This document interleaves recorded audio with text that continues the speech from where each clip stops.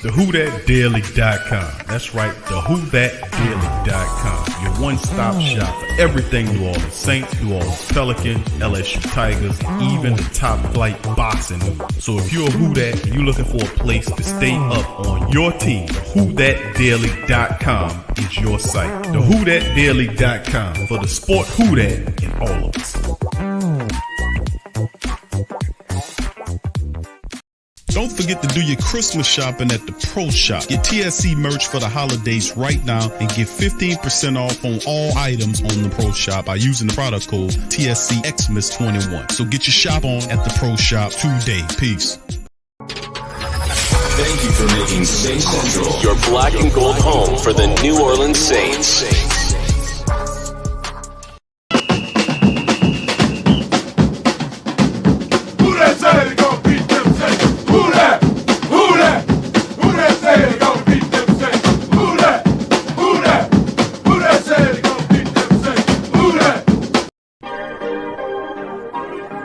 Yeah.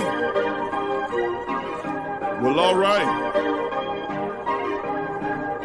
Like you always say, welcome, welcome, welcome. Number one sports talking D. We ain't like the Falcons. We won't blow the lead. Look, all we talk is who that, who got cut and who back. Rookies in the vets, players you should look at. It's the sports coma, you don't wanna miss it. Got the pre-game party, post-game statistics. Get a visit from Sway, maybe DC or 5. It's the hottest thing smoking, Big Q and the guys. Go to YouTube Live, make sure you subscribe. Interviews inside the Saints locker room high. Talk to Drew, Jordan, Zach, Payton, New Orleans, Who That Nation. Best believe when I say we bleed gold and black. Ain't a miracle or rivalry could ever hold us back. No, Beastquake, Bounty Gate, let the truth be told. It's the sports coma, all we know is say Super Bowl. Yeah. You're listening to the Sports Coma with Big Q and the guys on the PRO Media Network. Who that? To the black and gold family, man. It's game day. It's going down, man. Black and gold in the building. Great Saint Think Tank. Live and direct. Big ups to the Great Saint Think Tank. I appreciate all the family members for joining us in this episode of the Sports Coma. And like I've been saying for some time now, welcome, welcome, welcome. You're now rocking with the Sports Coma with Big Q and the guys, where we have intense, entertaining, educating, and enlightening sport talk from your favorite sports family. I'm Big Q. I'm in the building. Much love to the Great Saint Think Tank. Appreciate the Black and Gold Nation for being in the live stream. Much love to you guys. It's game day, baby. Baby, it's game day. Baby, we got to get them, baby. Baby, we got to get them today, baby. I know, baby. Baby, that nasty C19, baby, is all over the team, baby. But, baby, regardless or not, baby, black and gold got to come out with a win, baby. We got to get them, baby. Who that to you, baby? Much love to the fam. What's going on, fam? Appreciate y'all for being in the live stream. Please hit the like button. Hit the hell out the like button. Please feel free to subscribe to the Great Saint Think Tank, the Sports Coma. Hit the subscribe button. Hit the thumbs up. And also, please feel free to share the show's link on your social media feed. This is going to be a special day, night, actually, Monday Night Football. Listen, all kind of stuff is going on in the black and gold building, but let me tell you something, baby. Regardless or not, we got to make it happen, baby. We got to make it shake. Let's get into it, fam. As we're going to start off with the first news, notes, and items in the pregame here. Saints make roster moves ahead of Monday's game against the Miami Dolphins. And since then, the last show that we did, I want to say it was the Friday stream. And, of course, Saturday and Sunday passed us. And then, of course, like we said, more players were added to the C19 list. You know, more players. Quan Alexander was added. So he's on there with Demario Davis. And the beat goes on and on and on as it's up to 20-plus players are now on the C19 list. So, I mean, it's going down, and the black and gold had to make some moves, baby. They really did. They had to shake and bake. Let's cover this stuff and get into it on this one. As you can see right here, the subline's telling you right here, linebacker Quan Alexander placed on the C19 reserve list. As well as we get down here, the New Orleans Saints have announced the following roster moves today. And, of course, these are some of the guys signed to the practice squad. Defensive tackle Braxton Hoyt, Justin March Lillard, tackle Kyle Murphy, defensive tackle Ethan Westbrook. And, of course, you can see these are the C19 replacement practice squad game activations in the game. that'll be activated: Blake Bartles, Aesop Winston Jr., Bryce Thompson, Jordan Miller, Chase Hansen, Braxton Boyd, and all of the family members as well. That's been added, and Justin Marsh Lillard, Sharif Finch, Will Clapp, Forrest Lamp, Kyle Murphy, Quan Baker, Ethan Wolf, and Ethan Westbrook, the defensive tackle. A lot of these people, the black and gold, do not know and are not very familiar with, and that's understandable because a lot of these guys are new to the squad. So that just goes to show you that how dire straits it is right now with the C-19 family. The practice squad was almost clear except for 3 or 4 players that are left on the practice squad. That shows you this is really a very dire situation for the black and gold to be hit upon this. We was really trying to make our way and ourselves up out of the situation dealing with the injuries, only to be impacted by the C-19. So, I mean, we have to be able to get something going right here. But anyway, you see placed on the reserve C-19 list right here. You see Quan Alexander. That is a big blow. Not only that, but special teams coordinator Darren Rizzi, one of the best in the business, will not be available to the C-19, and assistant special teams coach Phil Galliano will take his duties. We'll assume that, and Phil Galliano is a good coach. We learned for Coach Rizzi, they're a really good team. So our special teams coach is going to be out. Quan Alexander's out of the game as well. And it's just on and on and on and on and on and on and on to the break of dawn, baby. Is there something else? All them damn people, 20 plus people on there. And man, listen, regardless or not, fam, and you heard what the young rookie Ian Book said, fam. Remember we played that on the Friday stream to start the broadcast over with. I mean, it started on, he was the first one to start speaking, and I let his interview play for a while so the family members can get a brief insight into the thought process of one Ian Book. And you heard he's a very tough-minded kid. He was talking like there are a million excuses out there. We will not use one of them. Not one of them. Not one of them. We will not use not one of them in this game, and we got the win. And he sounds in his mind prepared. And although, listen, and even though to a degree, he's like, okay, he's a rookie, he's a limited understanding. He's been in the quarterback room, picking up here or there. And there's 3 weeks left, fam. It's week 16? You got a couple of more games after this, and the regular season over with. So it's not exactly like he's starting for the Saints at the first month or the game 2 or 3 or 4 or 5. You see what I'm saying? It's a time frame in which he had an ample amount of time to either look at stuff, and even though he was participating in terms of throwing the ball and dealing with the playbook from a practice squad perspective, but how much does Ian Book? A lot of the black and gold family members was saying, Q, let's go ahead and get this guy. Let's bring him on in here and see what he can do. We've seen what Trevor Siemian did. We see what Taysom did. Whatever.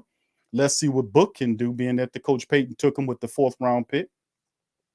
Yeah, I know, Scoob, you're right. He says his mental toughness was refreshing. He does sound the part, doesn't he? When we played that interview, I loved everything that he was saying, and you can look in his face during the interview, even though that was a still picture that I showed, but you can watch the interview and look at his mannerisms in his face. And look, it appears to be like this kid is embracing the role that he was placed in. And listen, if he shines, this perhaps, I ain't gonna say it's gonna change the quarterback trajectory. We also have to get Jameis back healthy. That's a caveat. James has to come back 100%, and I think he will. But it does kind of promote him into the future. Remember how he handled the situation. If he does well in this game, then the Saints carry him on through. I don't know, but we'll see how it all goes, man. In this, because crazier things than happen in the NFL. You know what I mean, fam? But anyway, let's get into the rest of the articles right here, fam, as we kind of dig in with the rest of the stuff that's going on. Let's talk about the 14-minute last-minute roster moves that your black and gold did, fam. Let's look at that. All right, and this coming from Saints Wire. Mr. Sigler's on the scoop. He says these are Saints complete 14 last-minute roster moves, signed free agents before Dolphins game. So let's get into it. The Saints brought in a wave of reinforcements to their C-19 depleted roster ahead of the kickoff with the Dolphins elevating most of their practice squad and signing a couple of free agents for Monday's night games. Here's what you need to know about every last-minute roster move. And I've never seen it. Maybe you guys could hit me to the game or sprinkle some game on me about, have you ever seen a practice squad almost empty? The Saints had 3 players I want to see that was left on that practice roster. You know, I've never seen that before. But then again, this might be a bit of a norm going forward. Let's look at the moves. Defensive lineman Ethan Westbrook signed to the practice squad, then activated as a C-19 replacement. Former Ram defensive end. Westbrooks, I remember him playing. He was decent. We're going to need to count on some of these men. New Orleans was down to 2 backups. It was Christian Ringo on the roster and Malcolm Roach on the practice squad this week, both in COVID protocols. So it made sense to add another player to the rotation. Westbrook, who's 31, spent part of the training camp with the Raiders this summer after playing for the Rams during his 5 years as a pro. His signing was the first reported by Times-Picayune Jeff Duncan. Number 2, linebacker Justin March Lillard, and I remember him from his days at Jacksonville, signed to the practice squad and activated as a C-19 replacement. Lillard's signing was also first reported by Times-Picayune's Jeff Duncan. A 20-year-old journeyman spent a week with the 49ers early in December and has been a part of 6 different teams since 2015. Look for him to help out on special teams with coverage aces like JT Gray, Caden Ellis, Jeff Heath, and Dwayne Washington Down. Like I said in the previous stream, the majority of our really good practice, special teams guys, the C-19, if anything, it tore our special teams up. It took all of our key aces. So that's a big point to watch the kick return game, which I don't know if you noticed, but I've seen Jaden Waddle, the fantastic wide receiver for the Miami Dolphins, handle kickoff duties. Hopefully this could be a point of emphasis that we as the black and gold need to be looking out for. How does the special teams look with Waddle on the return? So, man, this is going to be very intriguing. And number 3, offensive tackle Kyle Murphy. And remember, Murphy was here before in the preseason. He got hurt. Then the Saints bring him back. He's activated onto the team. Saints are dangerously thin at the tackle position with Ramczyk in C-19 protocols. Teron Armstead questionable. He's another caveat. Armstead will not play in this game due to a knee injury. Murphy is an experienced veteran who can add some depth behind James Hurst. And if he plays, Armstead, though it's unclear, would start if Armstead can't go. Murphy spent time in New Orleans before. Another defensive tackle we signed early in the week, defensive tackle Braxton Hoyt, signed to the practice squad and activated as a replacement. Hoyt was another recent tryout, and he gets opportunities to play with so many players out. And this is what they wrote about Hoyt in the tryout. Hoyt signed with the Titans as an undrafted free agent out of Mississippi State 2019 and has since gone on to join the Chiefs and Ravens at different points in his pro career. He's only seen 2 snaps in the NFL and has marginal athleticism by pro standards. So, you know, we'll see if the young man can bring something. 6'1" or 6'2", 300 pounds. We'll see. Quarterback Blake Bortles was activated to the practice squad as a C-19 replacement as well. The cursed number 6 jersey is back in New Orleans after a couple of bad kickers mothballed it early in the season, but hopefully we won't see it. Bortles is here to support rookie starter Ian Book as a backup. Number 6 wide receiver Aesop Winston Jr. returns. He's activated from the practice squad as a C-19. Remember, in the last 2 games, Aesop has been the kick returner and punt returner for the Saints and done a pretty good job in his first action there. Winston looked good returning punts in recent weeks, and he's worth a longer audition with Deontay Harris still sidelined by suspension and a recent replacement on the C-19 list, which won't impact his length of punishment. Number 7, Bryce Thompson activated from the practice squad as a C-19 replacement. Very fantastic, undersized safety with hitter ability. Not the fastest guy, but smart young safety. Played corner, but mostly used as safety in the preseason. Like what Thompson can do. One of the 5 Tennessee Volunteers on the roster, along with running back Kamara, defensive tackle Shy Tuttle, Ethan Wolf, the tight end wide receiver Marquez Callaway. Thompson should get some snaps on special teams with JT Gray out of action. He played both free safety and corner for the Saints in training camp. Number 8, cornerback Jordan Miller activated from the practice squad as a C-19 replacement. Got to the game early this season, but for the most part, he's just hung around on the practice squad. Now he got a big opportunity to show what he can do in a live game. Number 42, Chase Hansen, which is he's a very good special teams player. He had injuries that deal with, but Chase Hansen, that kind of makes me feel a little better. Good linebacker, practice squad player, and good special teamer as well. Activated to come in. He pushed for snaps on the second string defense in camp, so he won't get on the field with the rest of the defense against Miami after Demario Davis, Quan Alexander.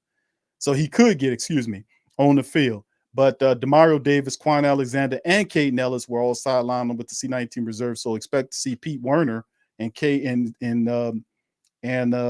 Zach Bourne get an opportunity to start for the Saints in the middle.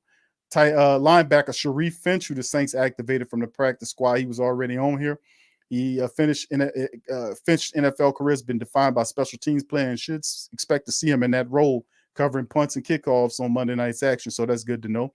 Will Clapp activated off the practice squad to be on the active roster. He's filled in at guard and center for the Saints before, while also helping out as a sixth man whenever the starting lineup was intact. Some players could be shuffled around, so his versatility is a big asset. Veteran offensive lineman Forrest Lamp, the former Charger, getting his first action. The Saints signed him a while ago, and he's just been sitting there. The former Charger starter has been buried on the depth chart in New Orleans. If he's going to get into the game and audition for a larger role, this is his best opportunity. Now, Lamp was a pretty good offensive lineman. I don't know what happened to him. I think he had a few injuries. I remember seeing about that, but he is a 5-6 year veteran in the NFL. He should help the Saints. And this is one I'm really happy about seeing. Is Quan Baker activated from the practice squad as a C19 player. So finally we see Nisop Winston. We finally get an opportunity to see what Quan Baker, I think mostly he'll be used on the special teams, but perhaps he gets in as a wide receiver, his speed, and we'll see what he can do. He got a good size. Saints rookie 7th-round choice will get a shot to help the team on Monday night. He's been on the practice squad all season long, but there might be room for him with so many absences across the roster. And of course, Ethan Wolf, the only tight end on the practice squad, mostly a blocking tight end, will get an opportunity to come in. He worked out Tommy Stevens for a job last year as a developmental blocking tight end. Now he gets to show what 2 seasons of work on the practice squad has done for him. Wolf and Nick Vanette are the only healthy tight ends on the roster right now. He's mostly a blocking tight end and does well as a blocking tight end. Catching the ball, I ain't gonna say he's not, but he's not known for that. Who isn't activated? You see Quan Alexander, that was a big loss. You lose DeMario, you lose Quan. Damn. So the Saints aren't able to clear any of the 21 different players in the C19 protocols by the deadline before kickoff. Additionally, a couple of players remain inactive on the practice squad. Josh Adams, the running back. We got plenty of running backs, so we don't need him. Right now, wide receivers Malcolm Perry, who's a running back, wide receiver / quarterback. I would hoping to see what he can do. And of course, you see Kevin White, who needs to be on the street, not on the practice squad, and cornerback Dalen Mabin, the former Penn State defensive back, is there. So only like 4 guys remain on the practice squad. Saints empty the practice squad to bring all these damn guys on the team because of C19 impacting 20 players and coaches. It's just amazing what we've been seeing going on. It's a tall task, and things couldn't be even more higher right now for the black and gold. And then some other information, fam, is that New Orleans Saints place receiver Deontay Harris and 3 others on the C19 list. So we'll see what's coming up with that as well as we keep it going. So anyway, let's get ready to get into the contest, fam. Let's get into the game as we cover a little news and notes right there as we get going with the squad. So as we get going, hold on here, we getting live right here as the game kicks off, and we're gonna let me switch my screens and we're gonna get going on it right quick. So please hit the like button, family, as we get crunk up in this joint in the game. So all right, here we go. All right, so let's see what the black and gold gonna do here. All right, so here we go. And I'm watching Laddie Daddy out here. So let's get it as the Saints get it going, fam. Dennis Allen is back where he is, and there's the Miami Dolphins, the handoff. And right there, you see the Saints hold them up at the 50-yard line as the Dolphins try to run their running back. Saints stop them up right there. And I think that's on the play. So, I mean, the Miami Dolphins having issues, but not so much, man, as they've been leaning on Duke Johnson a lot lately to be the back. You thought it was Gaskin. Gaskin leads the team rushing. But outside there, we'll see what they can do here. But they got to neutralize the Miami Dolphins rushing attack. And 2nd and 8 for the Dolphins at the 50-yard line. Man in motion, tight end from right to left. They got a little bunch formation to the right to her. Then the wide receiver goes in motion from right to left to it with the snap, gives it to the running back. Saints meet him right there and hold him up. He gets maybe a gain of 2 yards or so. And it's going to be 3rd down and long for the Dolphins as Finch is on the play. So a lot of guys, man, that don't usually play are going to get opportunity. Almost feel like a weird preseason game of some sort with all these new players out there. All right, 3rd and 6 now. And Tua Tagovailoa is in there. He makes the call right there. You see Pete Werner occupying the linebacker position right there. 3rd and 6 for the Miami Dolphins at the Saints 47-yard line. Tua in the shotgun formation. Bunch wide receiver to the right. Man goes in motion from right to left to Tua's left. There's a snap in the shotgun. Saints come with the pressure. The ball's out and incomplete. Saints force the incompletion. 4th and 6. So Tua and the Saints defense come after Tua and they force him. That's right, force him into an urgent throw. And look at Tua with Zach Bourne beaming right down on him. Just side on is the thing. And that's what pressure doing. Look, Zach holds him up, kind of knocks him on his tail, but nothing going on there. Good no call. 4th and 6. Here come the punt by Pallardy or whatever that man's name is. And the Pallardy punts it. And Esau Winston going to return it from the Saints 5, and he slips a bit and gets to about the Saints 16-yard line. So the Saints will have the march. And here come Ian Book, trotting out to the field. He looks like he's ready to go. Wearing Joe Montana's number 16 right there. Wearing Joe Montana's number 16. I don't remember the last time we had a quarterback family that wore number 16 for the black and gold. Let's have a little trivia on that thing. Let's have a little trivia, Who Dat Nation. Let's talk about that. When is the last time we had a quarterback that wore number 16 for the black and gold? All right.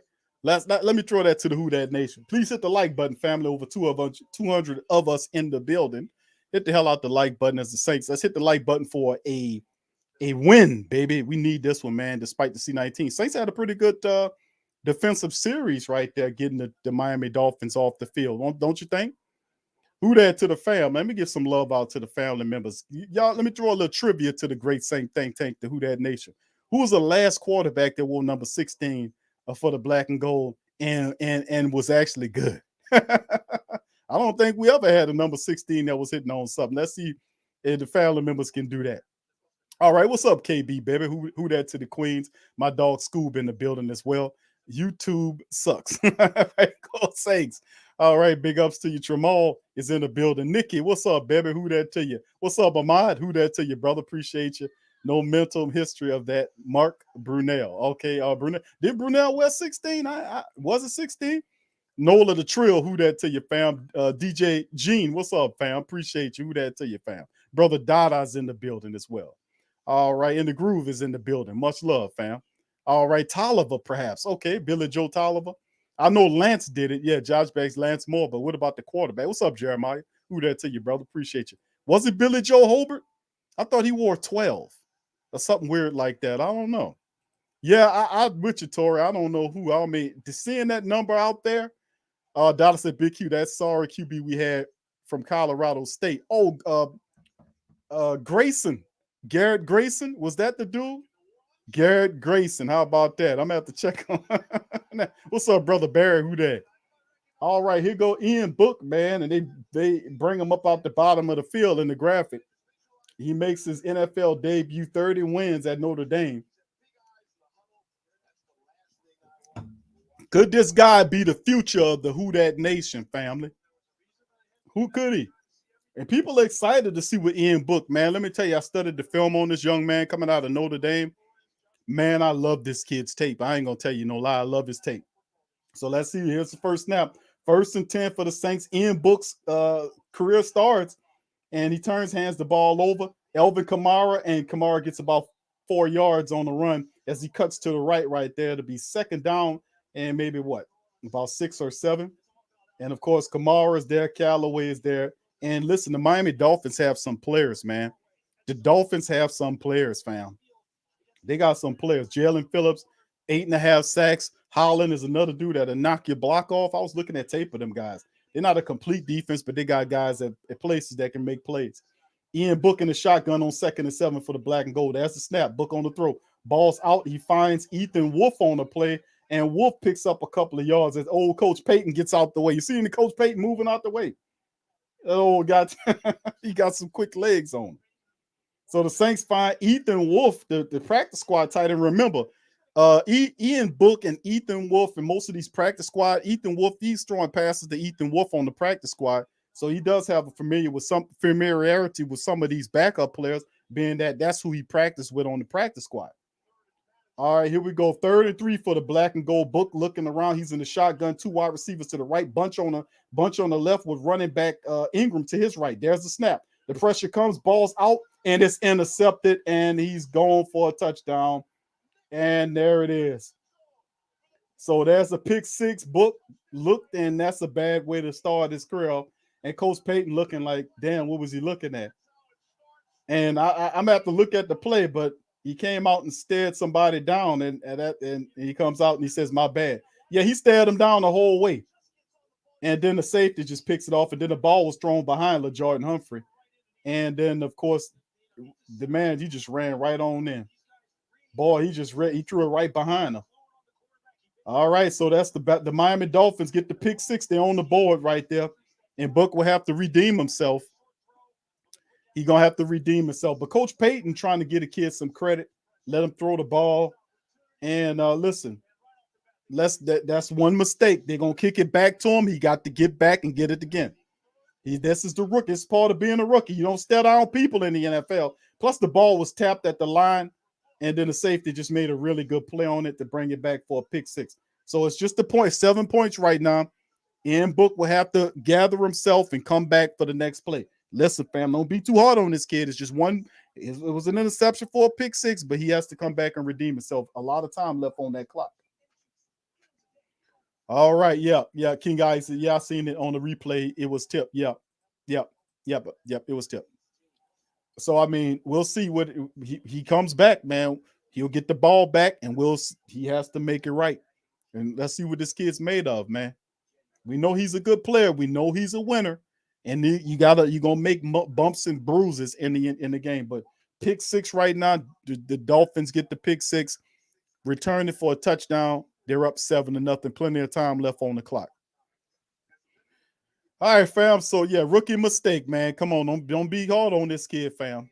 I know he threw an interception in the worst kinds of pick 6s, but he has plenty of time to redeem himself right here. So we'll see.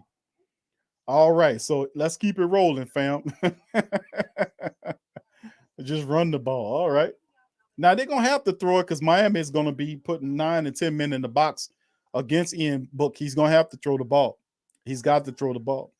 Mr. Pop 3000 said, wow, this is what everybody was begging for. Still going to give him more time, but this is not a good start. Yeah, this is true. But like you said, this is a rookie, so he's gonna have to show it. Well, who that to you, brother? He said, long night, big smoke. He said, what was that? KB said, hope this is an indicator how the night might be. Got to bounce back. Yeah, we going to be all right, fam. Still a lot of time.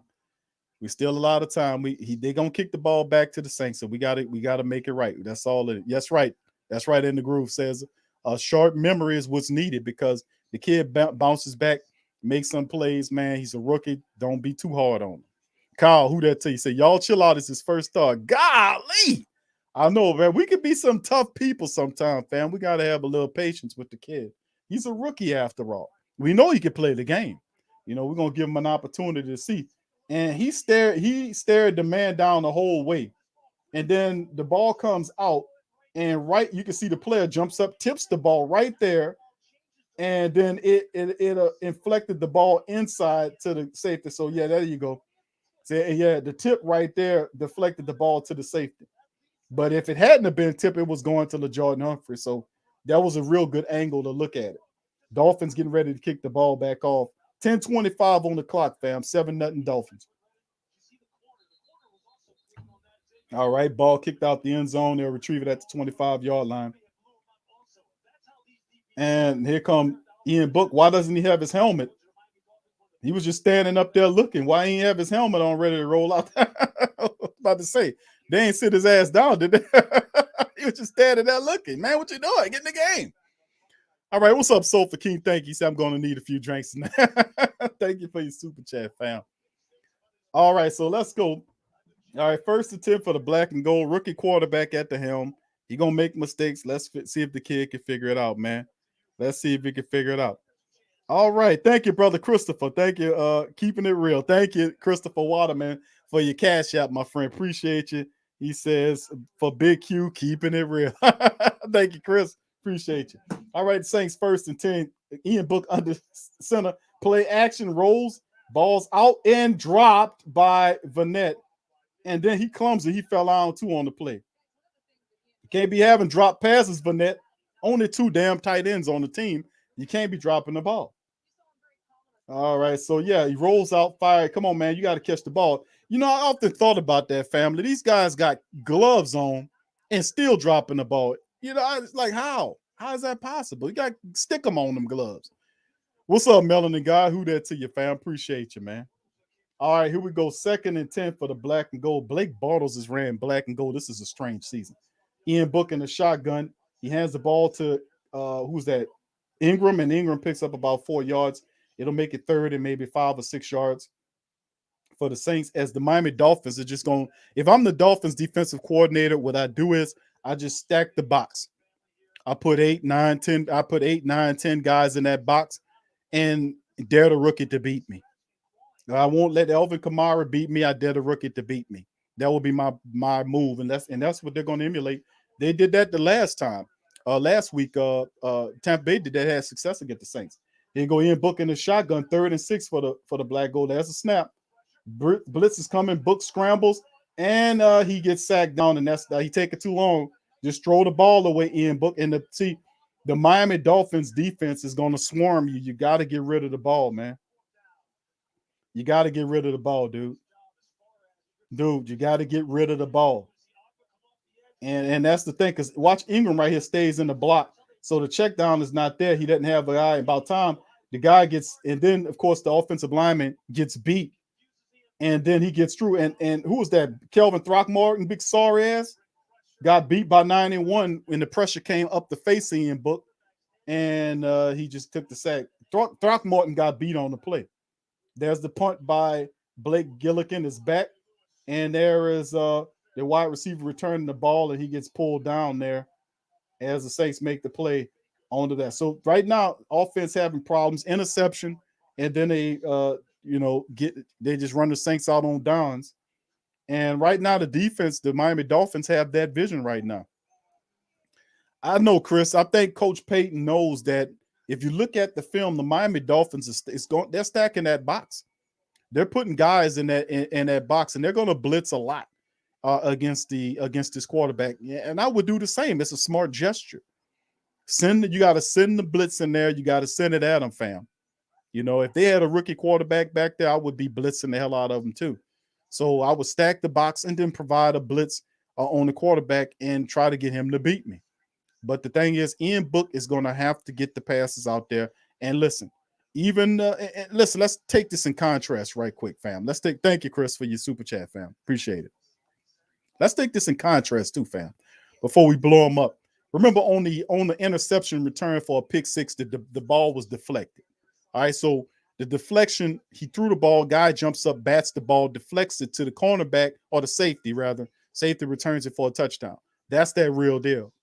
The second drive right there that occurred is Kelvin Throckmorton gets beat up the middle, flushes Ian to the right into the hands of the defender. Now, Ian was trying to go through his progressions. Nothing was available. If you look at the film showing what he was looking at, but he got flushed to the right. There was pressure there as well. Kelvin Throckmorton got beat up the middle. So they're going to have to give this guy an opportunity to have some time to kind of scan the field and look around.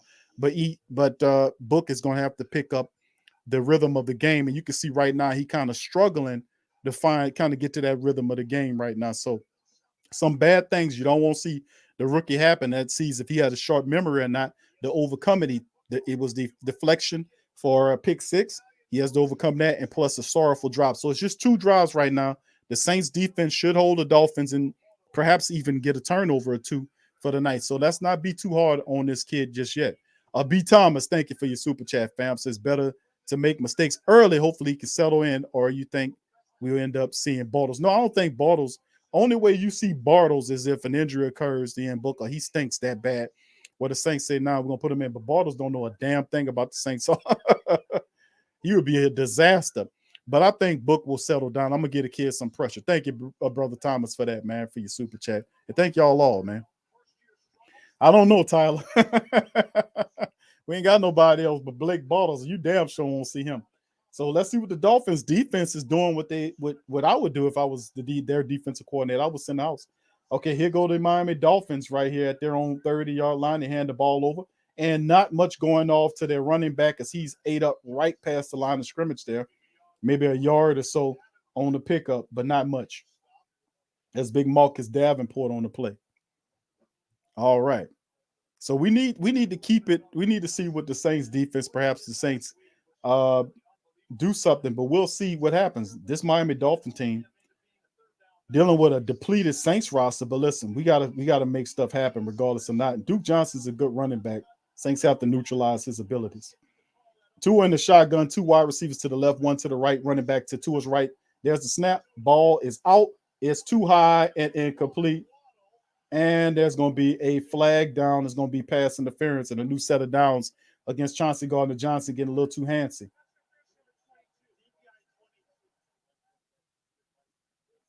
Chauncey Gardner a little too handsy.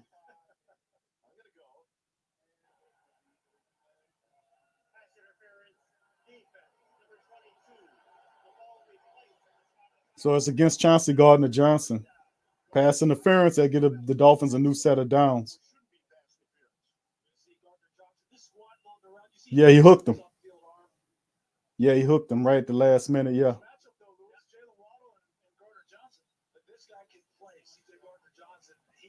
So, I mean, they got the call right 1st and 10 right now by the Miami Dolphins. He hooked them. All right, so here we go. Let's see what the Saints defense can do. Perhaps they can wake up here and do some stuff.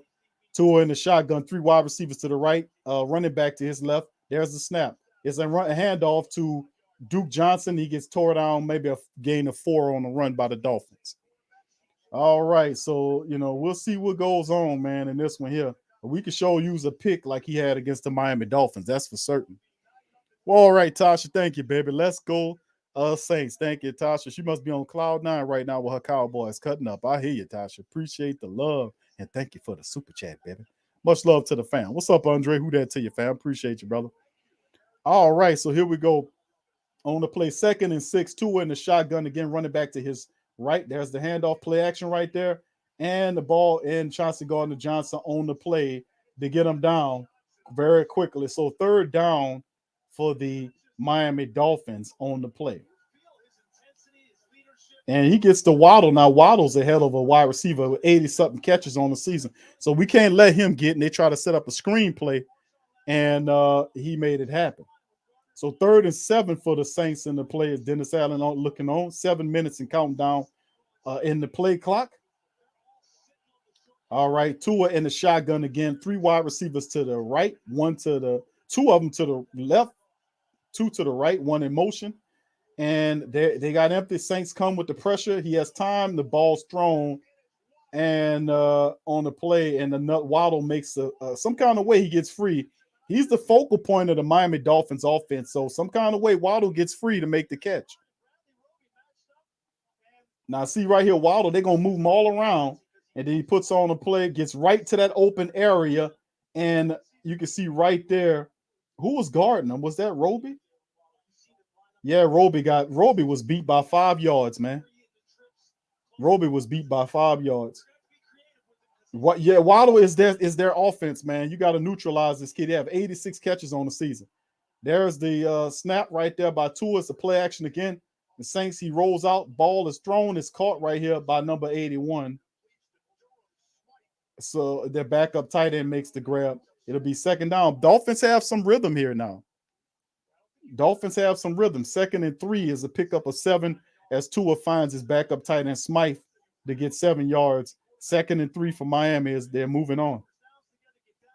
So as you see Tua, they're saying 80% completion percentage with 5 touchdowns when rolling out to his left. The Saints should be aware of this statistic. And like I said, you have to confine Tua because Tua will take off on you. The Saints have to confine him. And here he is in the shotgun again with his running back behind him. Tight end goes in motion from left to right. There's the handoff right there. and he runs, and the Saints stop him right before he gets to the first down line. So it'll be a gain of 2, maybe. It'll be 3rd and 1 for the Miami Dolphins. Yeah, but you got to watch out too, because we talked about Waddle is their top weapon. I mean, that's how they drive their offense through that young wide receiver. He's phenomenal. You can see them moving them all around the field, trying to create opportunities for him. 3rd and 1 for the Saints. Here we go. 3rd and 1. Can the Saints stop him on this drive? And as Jalen Hurts in the shotgun, and there's and he gets it. And the Wildcat. And there's a fumble here. And it's picked up by Sharif Finch. And they're waving the play dead, look like. Was it a fumble? So let's rule the fumble recovery.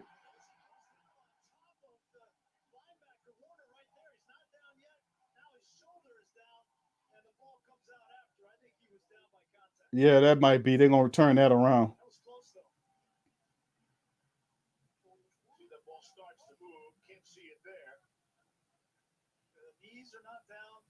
It's that left shoulder right there. John Parry, good evening. Good evening. Yeah, that's a good angle right there. That'll come back, automatically reviewed since they went with a fumble. And John, that's the case where they. Yeah, that guy was down, man. Yeah, it was a good replay of that last one. Don't be mad. That's the truth. It's a good call. Philip Lindsay came down. Right here, you can see his shoulder touch right here. Boom. And then the ball comes out right there. So it wasn't a bad call.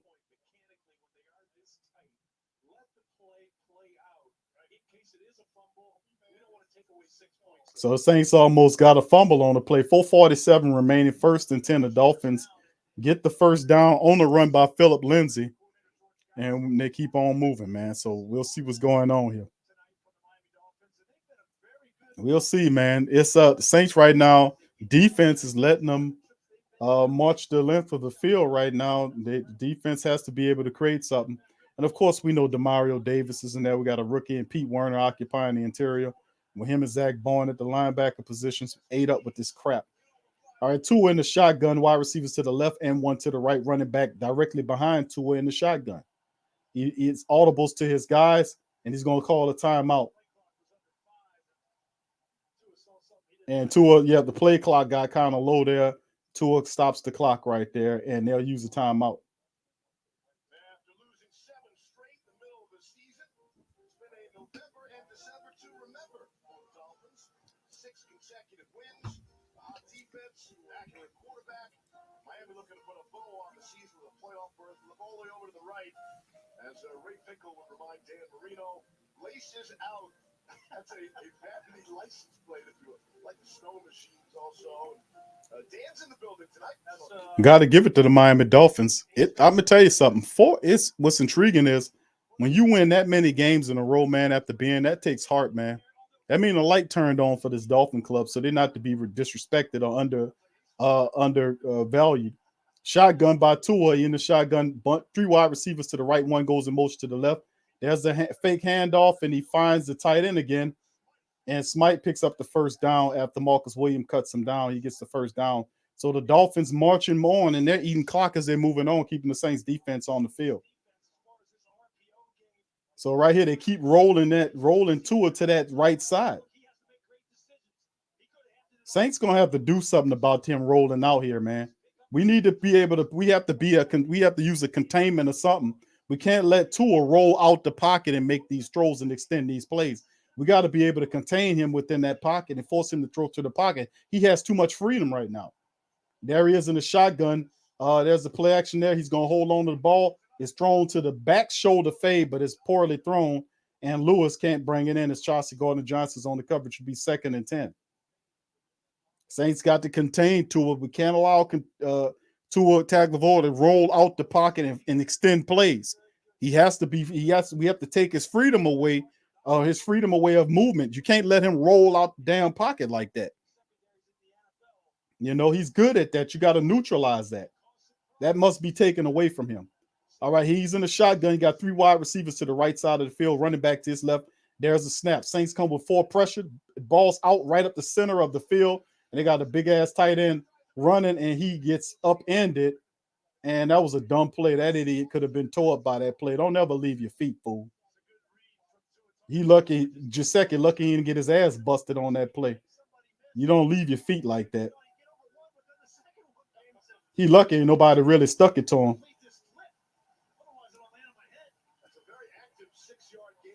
Third and 4 now for Giuseppe. He picks up about 6 on the play.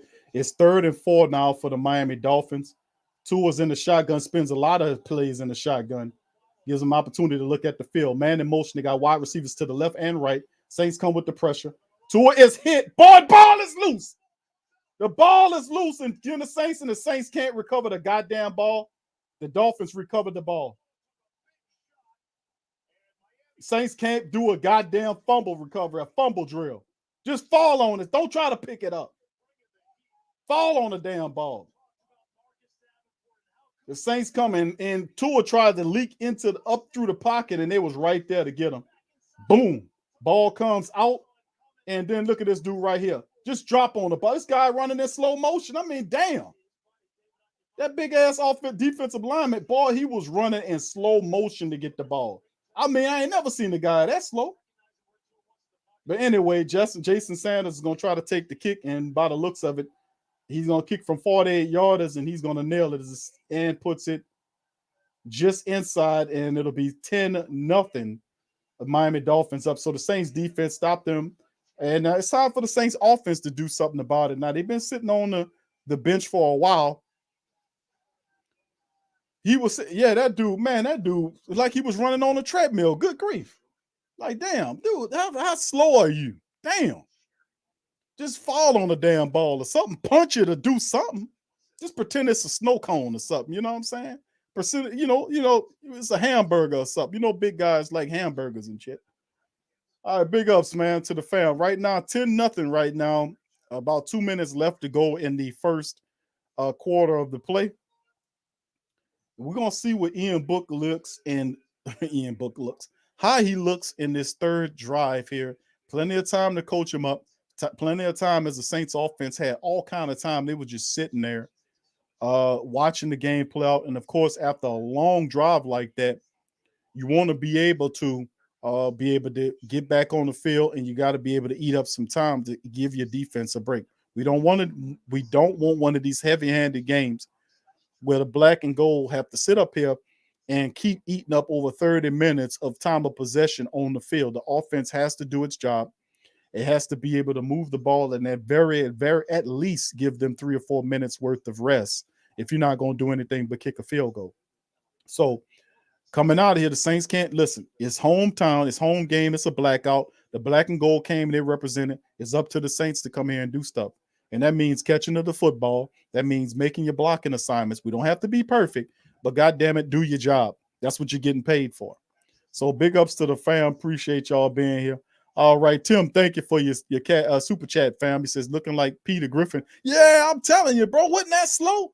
Man, that dude was running so slow. That's that Boyat kid. I won't say his name is. Boy, that ball was running so slow.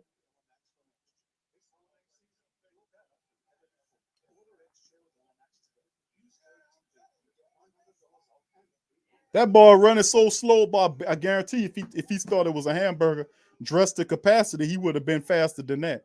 Thank you, Tim, for your super chat, my man. Appreciate you. Boy, that was some slow running right there, boy. I mean, seriously, man. Good grief. Damn.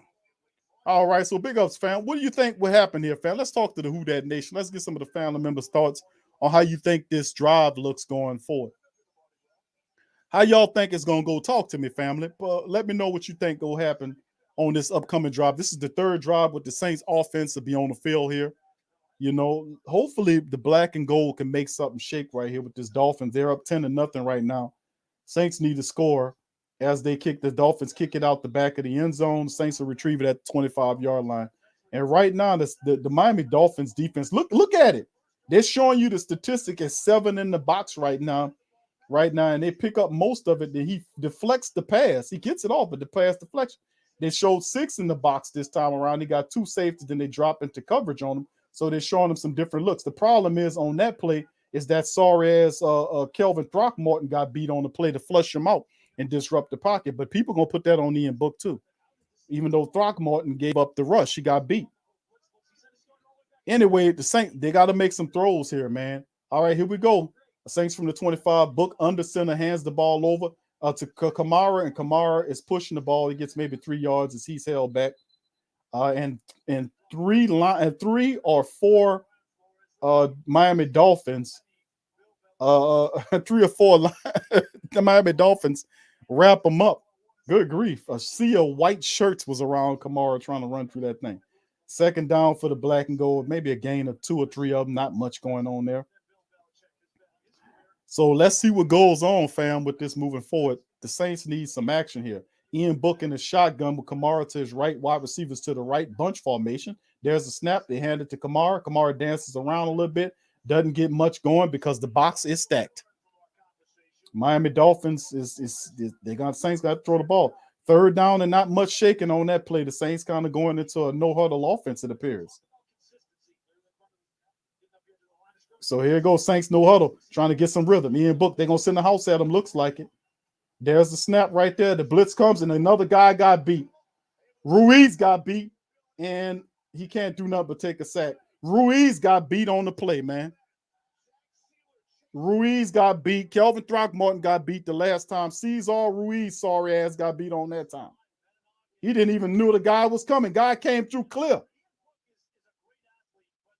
Cesar Ruiz let the man come through clear as day. But they're going to put that on Ian Book. Now, Book should have threw it away once he got out the pocket and not take the hit, but it wouldn't have made much of a difference anyway because it was going to be an incomplete play anyway. Saints offensive lines got to handle business. Kelvin Throckmorton and Cesar Ruiz, get up off your asses and start blocking.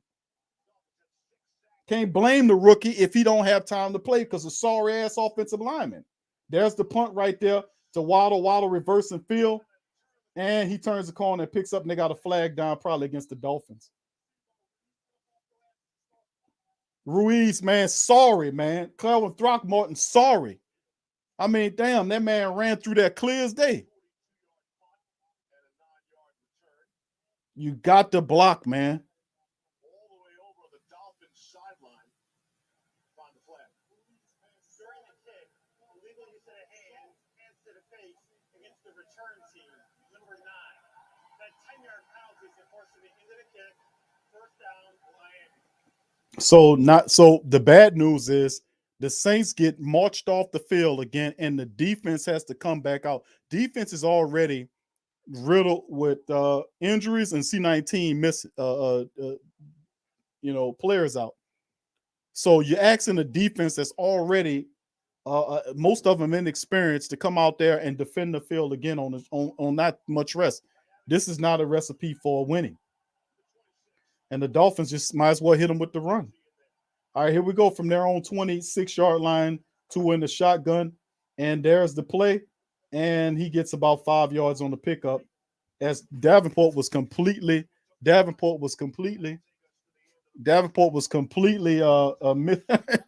on the play. Thank you, Dave. He was completely fooled on the play there. And right now, it's all Dolphins, man, wow, that's a great looking salad.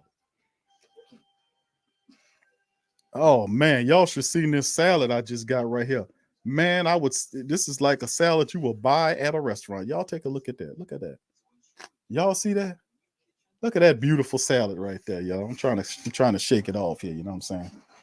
Anyway, big ups to the fam, man. Appreciate y'all being in a live stream on this thing, man. Let me tell you, the Saints offense right now ain't looking good, but this salad looking real good, you know. So, but the reality, I gotta just say, man, I gotta tell y'all, I don't like what I see. I don't like what I see. I ain't gonna lie to y'all, fam. This ain't. I know MC Hammer. MC Hammer saying, "I know DA. You see it? What's up, Derek? Much love, fam. That's my dog, Derek. What's up, bro? How everything going? I hope you all right, bro." But one thing you just still know, bro, I still know how to eat good, don't I? Oh man. But listen, fam, I can tell you, listen, man. It's pretty bad, man. I don't know. Look, Mr. Pop said, yeah, that's how bad it is, Q Shaw. That's a salad. I gotta figure a way to lift y'all spirits some kind of way, goddamn it. I mean, listen, man, let me tell you, fam. All I got to say at the end of the day, fam, let me give you another. That was a short look at this, fam. Let me show y'all this here. Oh my goodness, look at that. Baby, look at that, baby. Baby, all baby. Baby, baby, baby. Let me tell you something. That look good, baby. Baby, it look good. But listen, back to all right, okay. All right, you be safe, my brother. You be safe going up there. All right, say what's happening to the brothers up there too. All right. But big ups, man, to the family, man. Listen, this is family. I'm saying, y'all talk to me, y'all tell me what the problem is. You know, I mean, my perspective, what I'm watching, you're seeing the players, you've seen drop passes from the Saints, tight ends dropping passes. He dropped the pass that was a catchable pass to get the drive going. We've seen 2 series when the Saints offensive lineman like Kelvin Throckmorton gets blown up, the guy beats him and disrupts the play. Man, I tell you, man, we got to figure it out some kind of way. Here we go. There's a little trickeration by the Dolphins. And who was on the play? And number 85 on the play, Waddle. I think that's Waddle on the reverse. And he was in the reverse, just a little toss play right here. And that was some really good blocking by the Dolphins, by the way. Really good blocking by them. And that guy got drove into the ground. That was a hard tackle by Pete Werner. 1st and 10 for the for the Miami Dolphins right now. 7 first downs. Saints minus 2 yards passing, man, right now. They got to change this stuff around. This is not good. Shotgun by Tua with 3 wide receivers to the right, running back to his left. He lifts his foot. There's the snap. And there's the running back on the play, and he squirts forward. And it looked like it was going to be a loss, but he gets forward, maybe a gain of 5 on the play. And sooner or later, the Saints defense is going to get tired. Sooner or later, they're going to get tired. Uncle Paula said, hey, Big Q, 2-minute third, 3 and out for the Saints tonight. Yeah, they can't get it going. KB says Payton and his play call is a big part of the problem. All right, thank you, Queen. Much love to the Queens in the building. What's up, Demi, baby? Problem is coaching, perhaps. That's what Demi saying. All right, let me hear what y'all think is going on here, man. All right, 3 wide receivers to the right, 1 to the left, 2 in the shotgun. There's a snap. Saints come with pressure. The ball's out to the check down.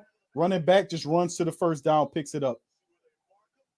No, the referee stops him, puts him a whole foot short of the first down, and it'll be 3rd and 1. The referee gave him a break right there. Yeah, he looked like he got it to me. The referee gave him a break. He spotted him a whole yard shy of where he went out at. 3rd and 1. Tua's out, and they're running look like an RPO with Lindsey. No. They got Jacoby Brissett in the game. 3rd and 1. QB sneak. It's a QB sneak more than likely. No, it ain't. He fakes it, rolls it.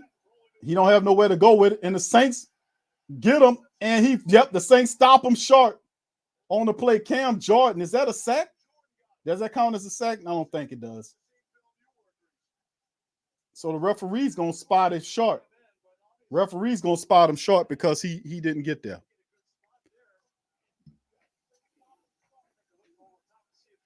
Cam ran down the line to get him.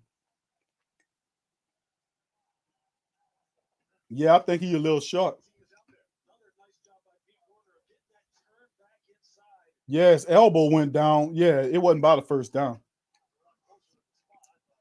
And they'll punt the ball. So good play by the Saints defense. So defense, Saints on limited time. Limited time on the defense. Saints still get the Dolphins off the field. Now, can the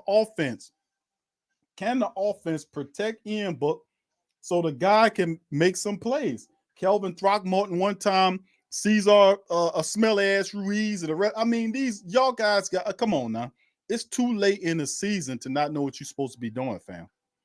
Come on with it, you know. My goodness, this salad is awesome. Yeah, I know. Brock said, yeah, I know. It's what's up, KK, baby? Play calling is trash. I got you. Yeah, I know Davis is out. Live, laugh, love. I'm in the building with it, baby. I ain't playing. I'm getting it right.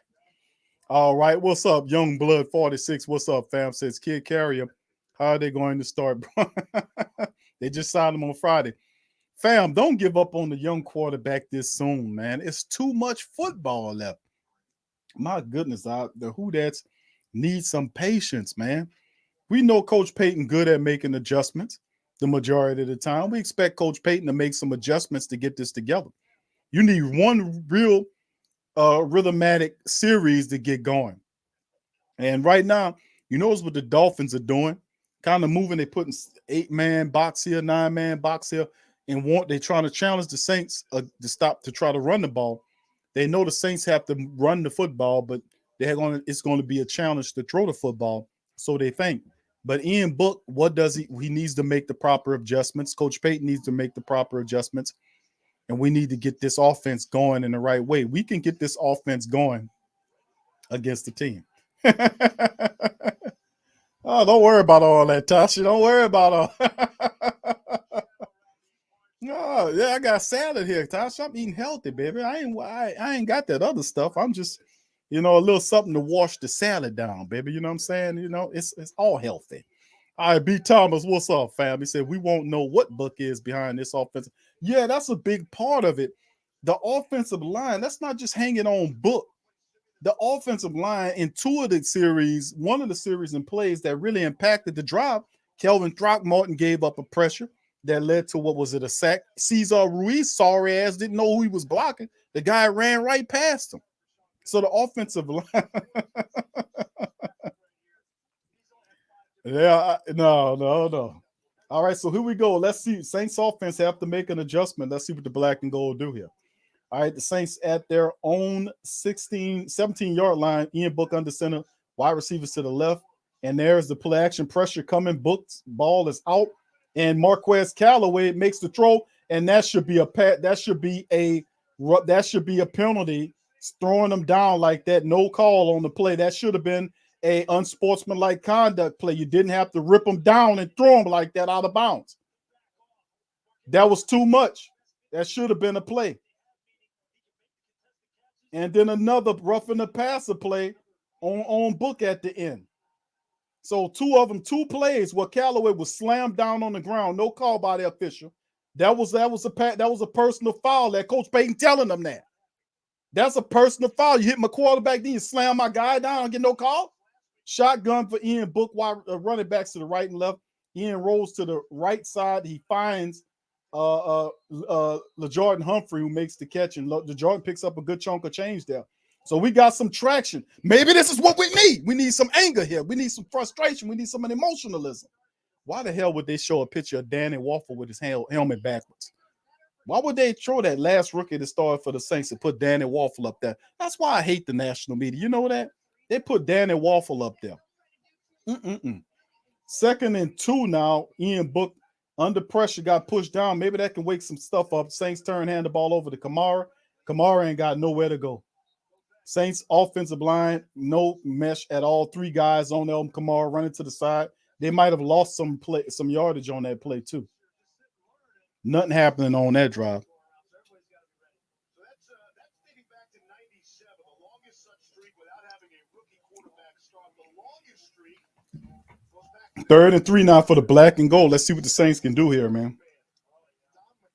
I didn't like that play where they slammed the guy in the smart Callaway down and then roughed up the kicker. Here we go. I mean, the quarterback. There's the snap out the shotgun. Book got time. Looking too much time, Book. Book, come on. Come on, get rid of the ball. And he's not going to get it. He's going to run out of bounds.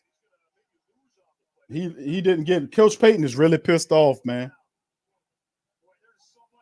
Coach Payton really pissed off about that play. You got a 3-man pass rush. The Saints should have had time and should be able to block. But look, you got guys, with 3 passes, he's still running for his life. I mean, damn, man. They rushed 3 and you still let the people get around him? Man, damn. Y'all seen that? Got to be. It probably gonna be on Coach Payton because Coach Payton was upset, man. Coach Payton was upset.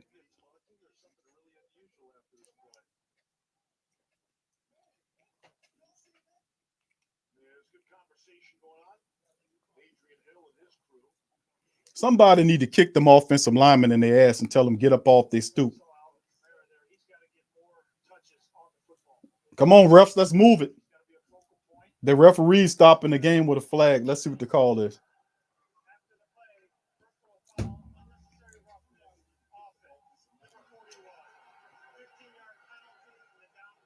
Offensive, it's an offensive personal foul on Elvin Kamara.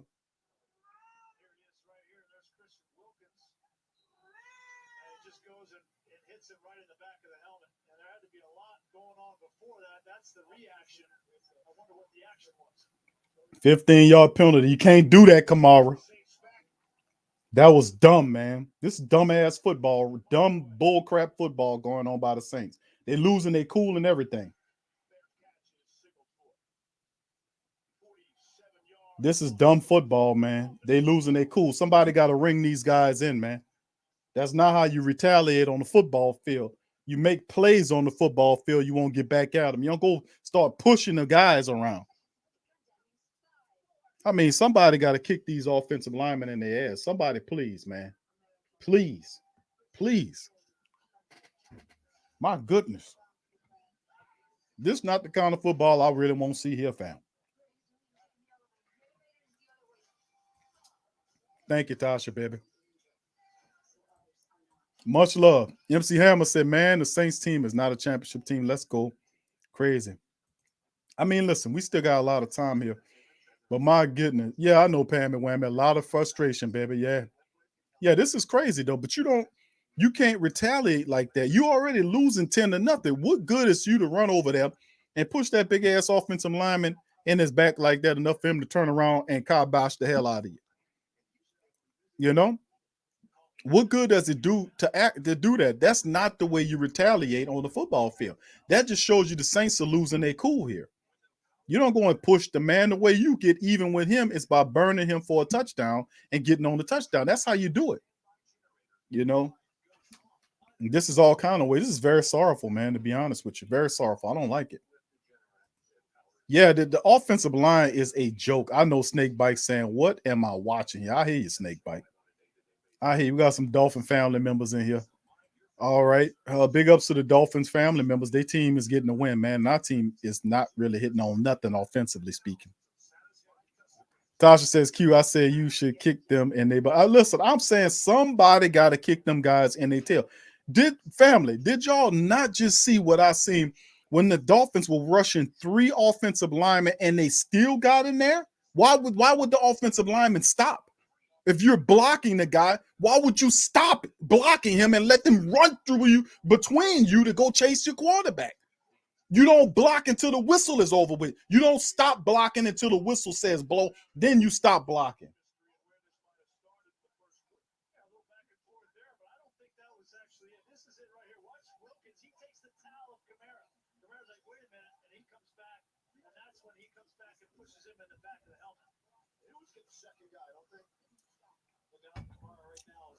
Still in all, he took your damn towel, Kamara. That's still not the way you retaliate. You got to hopefully this get them going, man. You got to get going. Here we go. The Dolphins in the shotgun right now, man. In motion from right to left. Tua gets the snap, and they're just going to run the ball, run some of this clock out. And they get about 5 yards on the pickup on the Saints defense, man.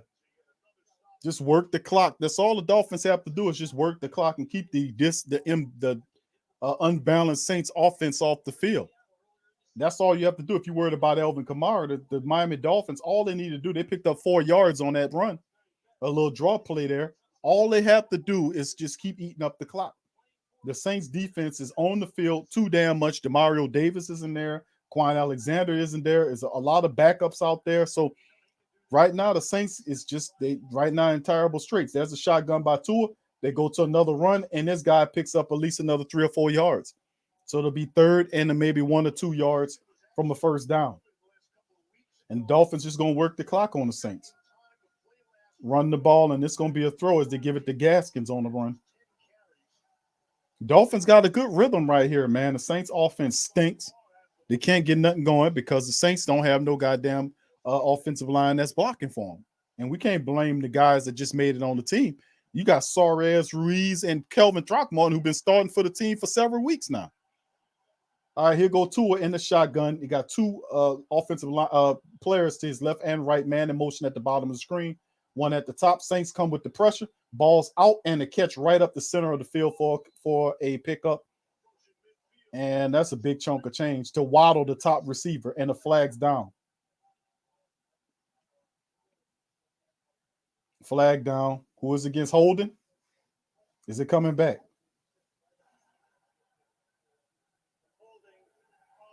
Backs up so the offense get held. Back up. Back them up. Referee gives the Saints one. It's against Eichenberg or whatever his name is. And the Saints come with the pressure. Let's see how bad he got held.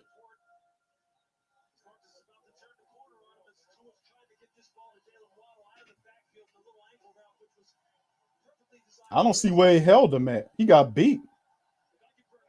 He pushed him in his back, almost tore up his quarterback knees. I know that for certain. All right, here we go. They hand it off and to the running back. He get to Miles, and he gets not Miles, the young running back out the Wildcat. The Saints sniff it out and put the fourth down on him, and they get him off the field. So here we go. Saints defense run the Dolphins off the field again. Can the Saints offense get something going? I never thought that the Saints offense would be this putrid. You know, whether it was with Taysom or Trevor Siemian, they can't put any points. We just selling for 14 points a game at this point. There's the punt right there by Polardi. Kicks it to Easop Winston. No coverage, no nothing. No blocking. The two guys tackle Winston back around the Saints 25-yard line. I remember days when we used to score 25, 24 plus points, 28 points per game when Drew was here. Man, let me tell you something. Even with Jameis, the Saints were putting up decent, 21, 24 yards, 24, 20, 21, 24 points per contest. Boy, I miss them days. I ain't gonna lie to you. The Saints offense I'll be clamoring for 14 points. And the special teams give us 2 field goals to make it 20. We got to take we got to take 2 touchdowns and field goals from the special teams just to put an offense together. And I mean, the offense so sorrowful, they can't even give the special teams an opportunity to get in field position to kick a field goal. So, I mean, yeah, this is really something else. Yeah, 504, call it for screens. Remember, we were saying too many screens. Boy, we crying for screens right now. And Sway said, be careful what you ask for. Yeah. TP, what's up, Queen? She says, please let our players start making smart moves. AK need to break some ankles since he's mad. Jump out if the hole is. Yeah, you're right. You know, use that anger for the right purpose. The guy ripped your towel and he felt, and that's disrespectful. He ripped your towel on and you go back and push him. But you got to make him pay on the football field. You got to make him pay on the football field. You got to score some touchdowns in their face. And hopefully Coach Payton can make some adjustments right here, fam. We need to get something going here as soon as possible, you know. I'll tell you, boy. KB said we don't have no offense. Yeah, I know. We can't even get down. We can't even get to the other side of the 50. You know, and remember, a part of the game is part of the 10 points you witnessing right now is because of the deflection off Ian Buck's pass, which was a pick 6. The Saints have not allowed the Dolphins to score a touchdown in this game. This was all a mistake by the offense, throwing an interception, which the defense had no opportunity to do anything about. So let's just remember that too.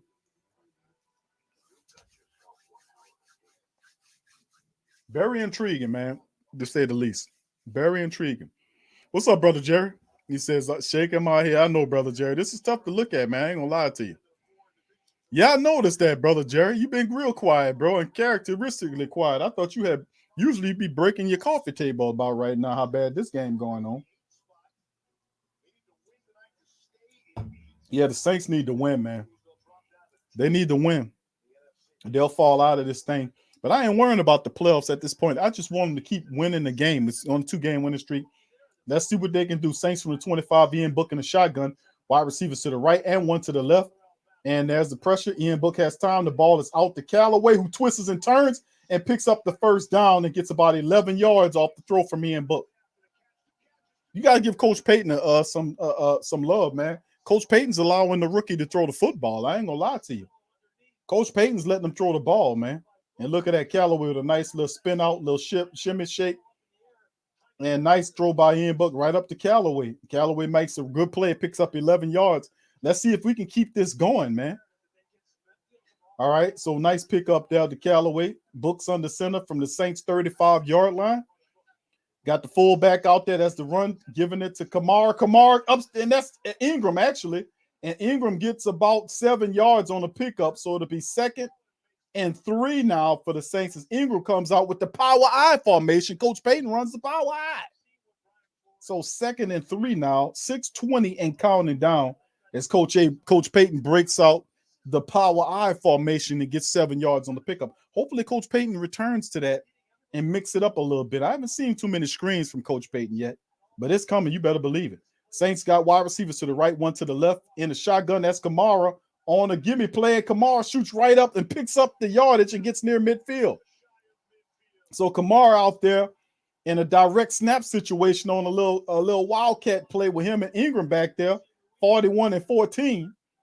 And then he just plays and just takes it right up the seam and picks up a good chunk of change, runs over Kelvin Throckmorton at the same time. That'll teach you to stop pity-patting and push them guys out of the way. 1st and 10 now to black and gold near midfield, and the Saints have a little rhythm now in this first series here. Book back in the game. All right, here we go with Kamara behind him or next to him. There's the snap and the shotgun. Pressure comes. He checks it down to Kamara. Kamara got some room, and he gets to the 38-yard line of the Miami Dolphins. And we got a flag. Hopefully it's not a pass, a holding on the Saints' sorrowful offensive line. Let's see what the flag is. It's a flag down. What's it going to be?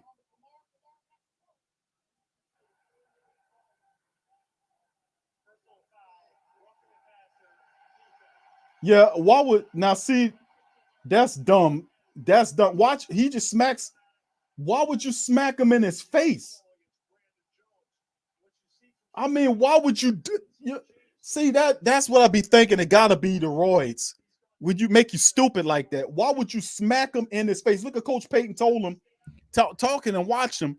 Why would you smack the quarterback in his face? That's 15 yards on top of what we got, and that puts the Saints in field goal range, and hopefully we keep it going. Why would you? That's got to be the roids to make you that stupid to smack him in his face. That don't make any kind of sense right there, man. But thank you. All right, here we go. All right, Ian Book he back there. He got Mark Ingram behind him on the play. Wide receivers to the right and left. Man goes in motion. Traquan Smith does the handoff to Ingram. He runs, stutter steps, and Ingram gets a good chunk of yards, at least 4 or 5 yards. Look like about 5 on the pickup by Mark Ingram. Runs right up the center, cuts to the right, and picks up about 4 yards, they're saying, so it'll be 2nd and 6. This is a very positive drive. First positive drive the black and gold have had all first half of the game long.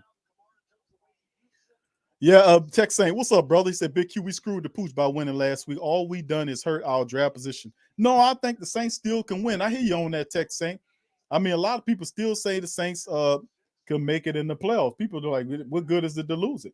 There it is, the shotgun, and there's the handoff to Kamara, twists and turns, still on his feet, and Kamara turns, and he gets about 8 or 9, what was it about? About 4 or 5 yards on the gain. He'll be 3rd and short, at least 1 3rd and 1. Saints moving the ball now, man. I'm liking what I'm seeing.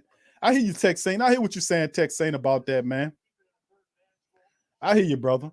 I think a lot of people just feel like, man, listen, the Saints can make the playoffs, and making the playoffs is a lot better than not making the playoffs. You get me? So whether or not, you never know what could happen if you get in the playoffs. With C-19 happening, people losing their players, you never know what can go on. So play the game, and wherever we end up, we end up. You never know what can happen with C-19, fam. I'm just saying. Look what's going on in the season right now. All right, and then that's a timeout by the Saints. They burn the timeout right now. Coach Payton didn't like what he's seeing, and he takes a timeout with 3:40 on the clock. 3rd and 2 for the black and gold as they try to figure it out. You know what I'm saying, fam? I'm saying you can't listen, fam. I hear what the family members saying about, hey, Q, all we did is mess up our draft position and all this kind of stuff. And I get you on that. A lot of people saying if you ain't gonna win the Super Bowl, what's the purpose of making the playoffs, right? That's what you're saying, right? Well, that's not the point. The point is you want to make the playoffs because that's the standard that you set. Think about when was the last time the Saints didn't make the playoffs? Think about it. The standard is the playoffs for the Who Dat Nation. And like I said, don't count them out because you never know what it's going to look like when you get there with all the stuff that's going on. Injuries, C-19, don't count yourself out. Just get there and we'll see what happens when we get there. You get me? But I understand, bro. I get you. 3rd and 2 for the black and gold right here. 3:40 on the play clock. Saints, black and gold standing on their feet. And there's Ian Book. He got Elvin Kamara back there. And boy, Kamara moves around and they should have used the power eye right there. It's going to be close. I don't think he gets it, but it's going to be real close. Yeah, it's 4th down. And look like the referee shots it like 2 yards shy of the 1st down. By the look at the bottom ref. Now, this is the overall cam. Watch right here. Saints getting no pressure, no push. Look. And look, in number 74, Hurst didn't block anybody. Look at Hurst. He out of the play. See, that's what I'm saying. Hurst missed his blocker. It's like you got to do your job. So what is Coach Payton pointing at now? Clock ticking down, Coach Payton. What's going on? 4th and 2. They're not going to draw them off. They're too smart. That was a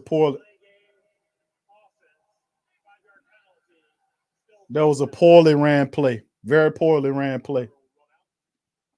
Very poorly ran. Very poorly ran play. Very poorly ran play. Very poorly ran that play. And then why would you take the delay of game to back yourself up 5 yards? Just call a timeout. Don't eat the 5 because that adds on to what your kicker got to do.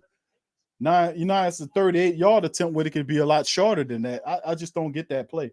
Myers out there. Let's see if he can get some points on the board. He's been pretty good the last couple of weeks. Brett Meyer from 38, and the ball's down, and the Saints have points. So it'd be 10-3 as Meyer completes the field goal. The Saints only trail by a touchdown.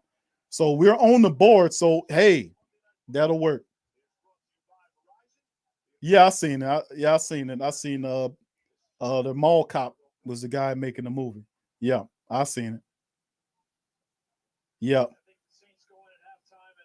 Yeah. Thank you, Tasha, baby. Tech Saint says, Q, this whole C-19 that league is announcing is a scam. Come playoff time, everybody will be healthy. League won't hurt their precious playoff broadcast. And they might not have a chance, bro. They're not in control of the C-19 stuff. There's a lot more higher people that run that situation, bro, that's pushing that. And yeah, it could be. Now here a lot of what the family members be telling me about how it could be used and all this kind of stuff. And I don't know. Listen, I'm not a conspiracy guy, but let me tell you something. It's mighty funny how all these things they like to make fun of the term, but you seeing all this happen. They used to say that the mafia was a conspiracy. They said the National Security Agency was a conspiracy, and all that turned to be all true. And I think that's just the thing that people just say something to make fun of somebody. If they ain't ready for it, and then later on it comes into fruition. There are dozens of them right now, I can say on the show right now, that are actually done came to pass. So like I said, I don't put nothing past the NFL or money grubbing dogs that'll do anything, sell their mama and everybody to make a bucks. I don't put nothing past anybody like that. They super greedy, they're super underhanded, and they don't believe in God. All that, I know that for a fact. So I don't put nothing past people that'll sell their house, their dog, their mama, their grandmama, and everything to make a buck. Oh no, I don't put nothing past nobody like that. And I don't try to put their morals, my morals on them. I already know what they are. So I understand where you're coming from. So let's keep it going here. 1st and 10, man. Second and it's second quarter, 2:45 on the clock. Tua in the shotgun, running back to his right. They're going to give it to the running back. The running back picks up some gain right there and gets about 8 yards on the pickup. They're killing the Saints with that little draw package, man. I ain't going to be honest with you. They're killing them with that little draw package. Duke Johnson running the ball. They're keeping their little offense on schedule, even though, think about it, the Saints ain't allowing them to do anything. Second and 1 with Tua in the shotgun, wide receivers to the right, one to the left, running back to his left. There's a snapshot. Saints showing blitz. Where's the play clock at? The play clock is not displayed. Okay, it looked like they wait for it to get on down to the 2-minute warning as Tua walks up to make a decision at the line, crouch down under center, and look like they're just going to hold it up until the 2-minute warning. I mean, where was the play clock? The play clock disappeared. I guess it went down to the 2-minute. It emulated the 2-minute warning. I imagine I didn't see the play clock there. All right, listen, we still in this thing, just losing by 7. And remember, the 7 was given up by the Saints offense. So the Saints defense have not allowed the Miami Dolphins to score anything. Get this, they got all their weapons, all their guns. Saints defense still neutralizing the Dolphins right now. So let's keep making these adjustments and keep going. Big Smoke, it says, should be 3-3 if Book didn't throw that INT. Remember, Big Smoke, that pass was deflected at the line of scrimmage, and it was going to LaJordan Humphrey. Guy jumps up at the line of scrimmage, deflects the pass to the defensive back. So, we had another angle to look at, and you see Book just didn't throw it to him. It looked like that on a previous angle, but when you went back to a better looking angle, you can see that when Book was throwing the ball, a Miami Dolphin defender jumped up and deflected the ball with his hands, and then it veered toward the safety, and he picked it off and took it back. And then the 2 prior drives, when they ended in failure, was because of breakdowns on the offensive line. Cesar Ruiz allowed a sack when he just didn't block anybody. Kelvin Throckmorton right there is a turnstile. You might as well take Kelvin Throckmorton, give him a bus ticket, and send him to New York so he can work for the subway people, because that's all he is a big ass turnstile. They just turn him around, like you walk through one of them bus depots, or you go through the airport and you got to go through the door, and it's a big ass turnstile right there. That's what Kelvin Throckmorton is. Your big ass turnstile. That's all he is. All right, Rich Rules, what's up, fam? Says we got another dirty DQ, but Book just warming up. I know. And this incremental, a lot of family members seen that drive. That last drive was very promising. It ended kind of on flusteredly on the back end, but hey, it was a bit more encouraging. It's a big difference between the 2 previous drives. Can the Saints defense keep holding the Dolphins down, and even can we take something away from them? You see what I'm saying? Just put the Saints in a more favorable position. But if the defense keep holding Miami, the offense sooner or later is gonna get it popping, man. Sooner or later, we're going to get it pumping. Thank you for that, Rich Rules. Much love to you, my brother. All right. What's up, Edward? Edward said New Orleans will win by 13 points. Thank you, Edward, for being positive, my friend. I calls it as I sees it, baby. Yeah, that's all Kelvin Throckmorton is, a big-ass turnstile, man. You just spin him around like a pinwheel or something. Anyway, he go to a 2nd and 1 for the Miami Dolphins. Tua in the shotgun. Running back to his left. They give it to the running back. Running back picks up the first down. Duke Johnson runs hard. And we got a flag down late on the play. Is it a holding play? Late flag comes in. They pointing at Miami. It's coming back. It's against Miami. The referees showing love. Good play. Referees calling the 10 yards, back them up on another holding play by a big sorry-ass guy named Austin Jackson. And watch number 73 against David Onyemata. And let's see what happens right here. Let me see if we can see it. His hand. Look, his hand. Yeah, his hand's around his neck. That's because he can't move his feet. He leaning. You got to get your body in front of the man. He leaning. That's why he didn't get it. All right, here we go. That backs him up 2nd and 11, 2 in the shotgun, 3 wide receivers to the left, running back to his left. The ball's out, and man. And then the miss right there by whoever that big defensive player is, missed it, but they Saints stop them, and it'll be 3rd and 1. So they got a lot of the yardage back to Jalen Waddle. Waddle got 5 catches for 36 yards. He averaged 7 yards per catch, but I ain't doing a damn thing. Just like Chris Goodwin, same deal. You got all 7, 8 catches in the game, but ain't doing nothing, ain't scoring nothing, ain't moving nothing. So here we go. Keep it going here, fam. Keep it going. All right, here we go. Shotgun, 3rd and 1 for the Dolphins from their own 34-yard line. Tua jumping up and John like he got ants in his pants. All right, here it is. There he lifts his leg, wait for the snap, and the play is blown dead. Might be a timeout, and it's going to be for who? Is it the Dolphins or is it the Saints? It's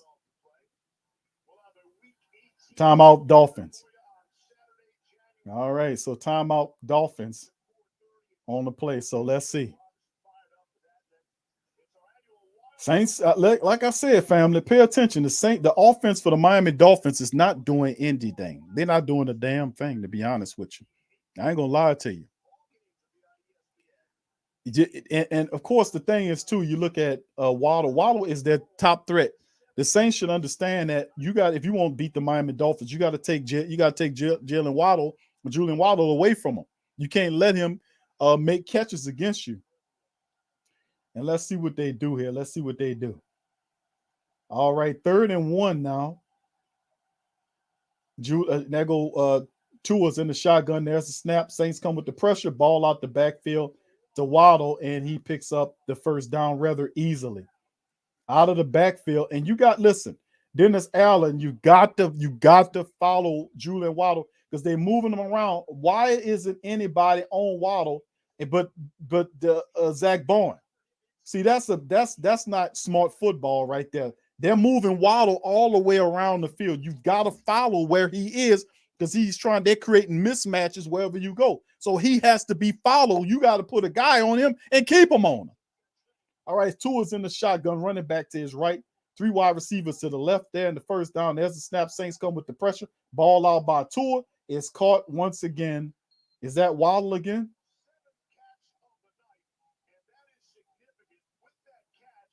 Once again, right back to Waddle.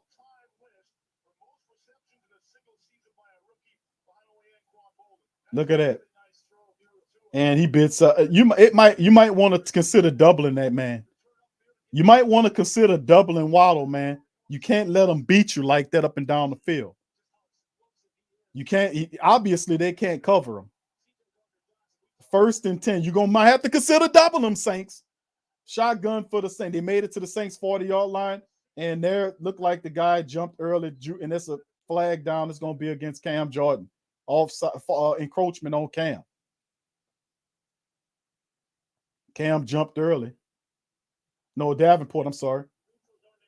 By Davenport. So that gives them more yardage. Not smart football, fam. Come on.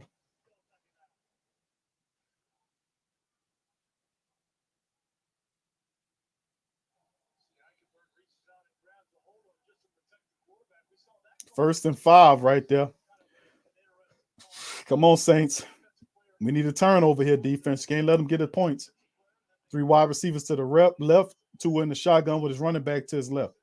And looked like the offensive line moved early. The ball's out and knocked away. And a flag is down. It should be against the Miami Dolphins because it was a false start. Offensive line looked like he jumped before the play was there. That's got to be against the Dolphins. It's false start. Got to be. No holding. Dolphins. Okay. I say false start, but it's all good.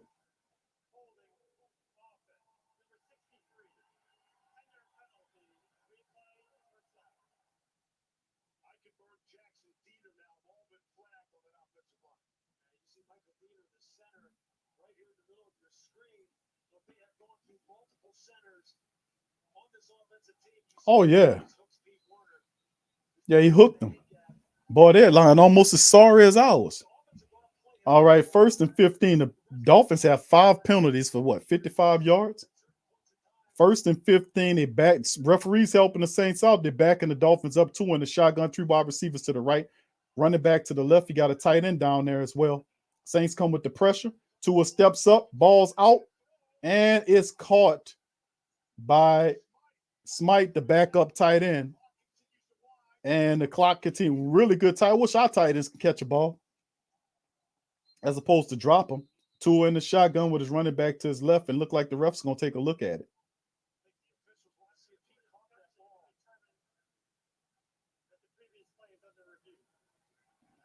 Nope. Good play, but referees are doing their job tonight, man. I got to give them refs some pride. Y'all know I don't like giving the referees no credit.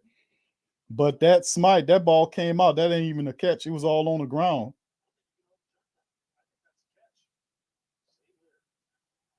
The commentator saying it's a catch. The ball bounces on the ground right there.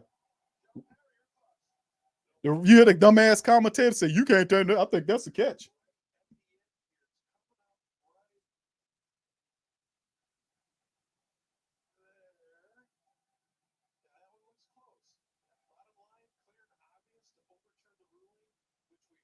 You can look at that and see that's not a catch. You see these gutless bastards calling the game, talking about it's I think it's a catch. The ball's out right there. You can see it's touching the ground. He don't got control of it. Look, it's on the ground right there.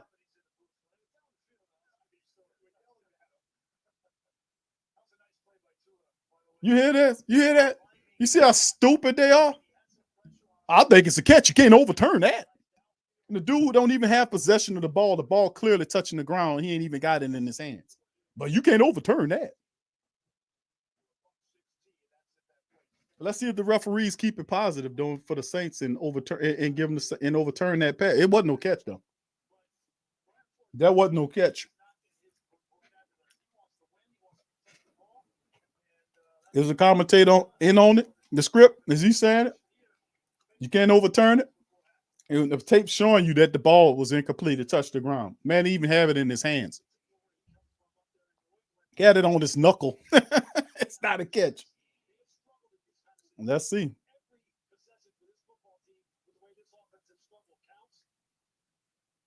Come on, ref. That's not a catch, ref. Come on.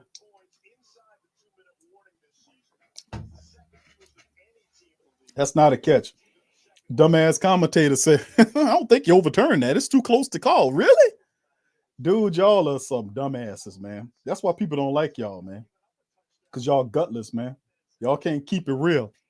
Y'all spineless, gutless chumps and morons and simpletons that you can't see that wasn't the catch. Man, even have it in his hands, man.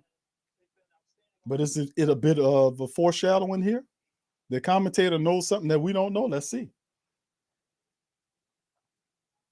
Coach Payton said that's not a catch. You point up at the screen. Look at this. Look at the screen. You don't even have possession of the ball. Why is he taking this? Not a good sign that he. This is not a good sign that they're taking this long, man. And he talking to somebody in his ears. They taking that long. Usually they told him, they gave him the order to keep it.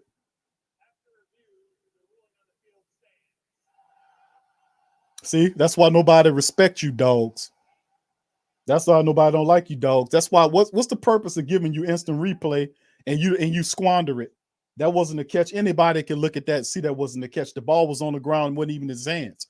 But that's how they do you. 2nd and 2. Let's keep it going. They gave it to him. The defense just has to stop him. See, you know, that was some foreshadowing by the commentator. You knew something was up. The commentator was online with the ref with that one.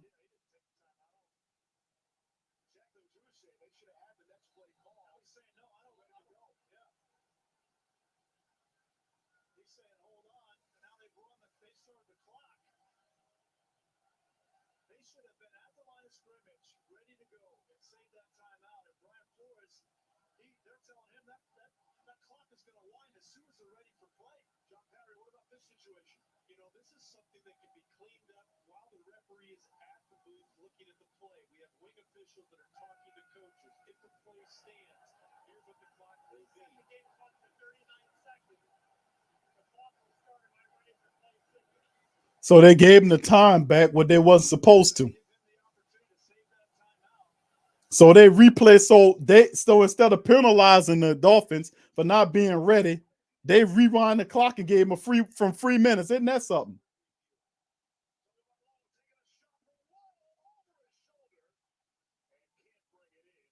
Third and 2 for the black and gold. They took a shot at Waddle with Lattimore in coverage. Lattimore needs to shadow Julian Waddle all game long.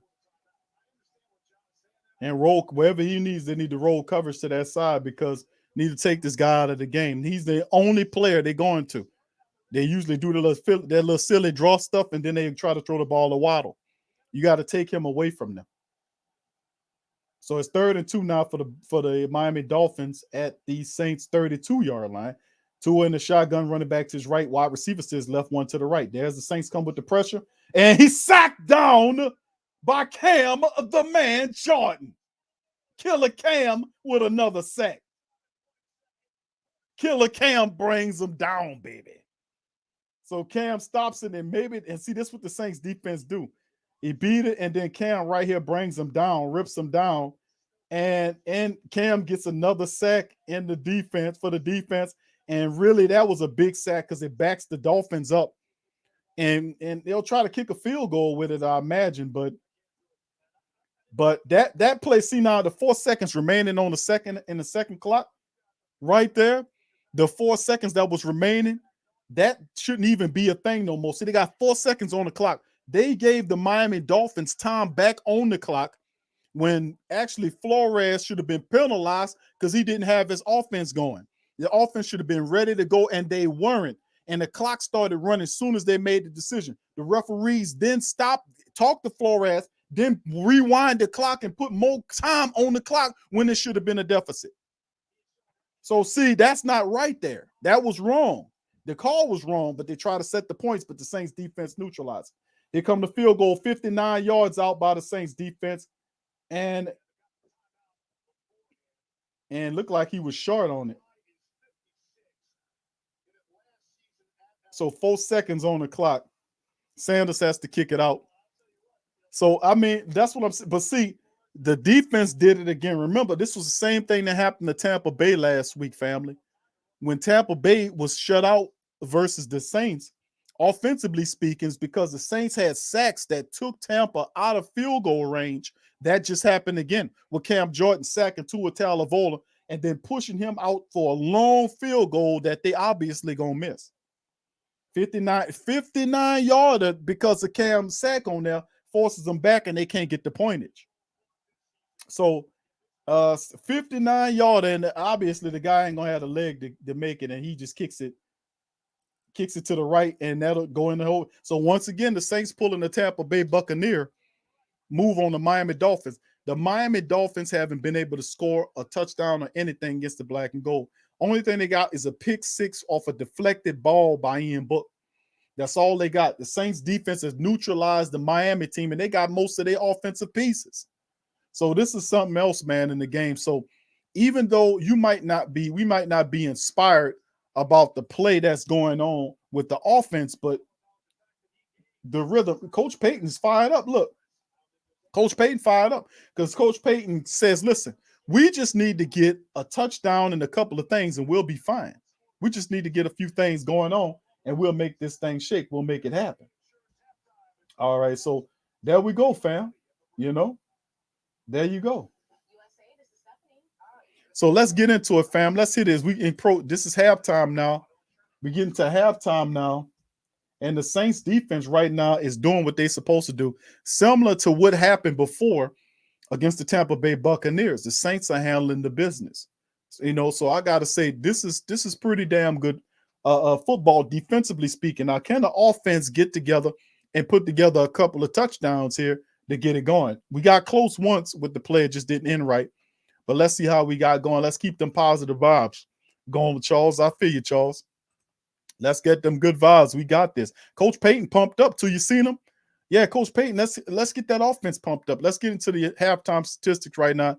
Dolphins winning the game 10-3. Remember, off a deflection thrown by Ian Book.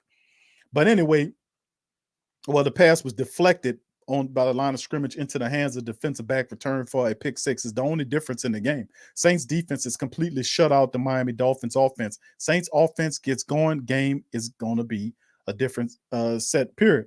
Okay, 9-5 on the first down. Dolphins winning that thing. You can see third down efficiency. 4 out of 9 on third down. The Saints are dreadful, awful, 0 for 5 on third down, which would explain a lot for the family members why the Saints offense is not going anywhere. They are not converting on third downs. When you look at the statistics, it kind of help you see things a little differently, don't it, fam?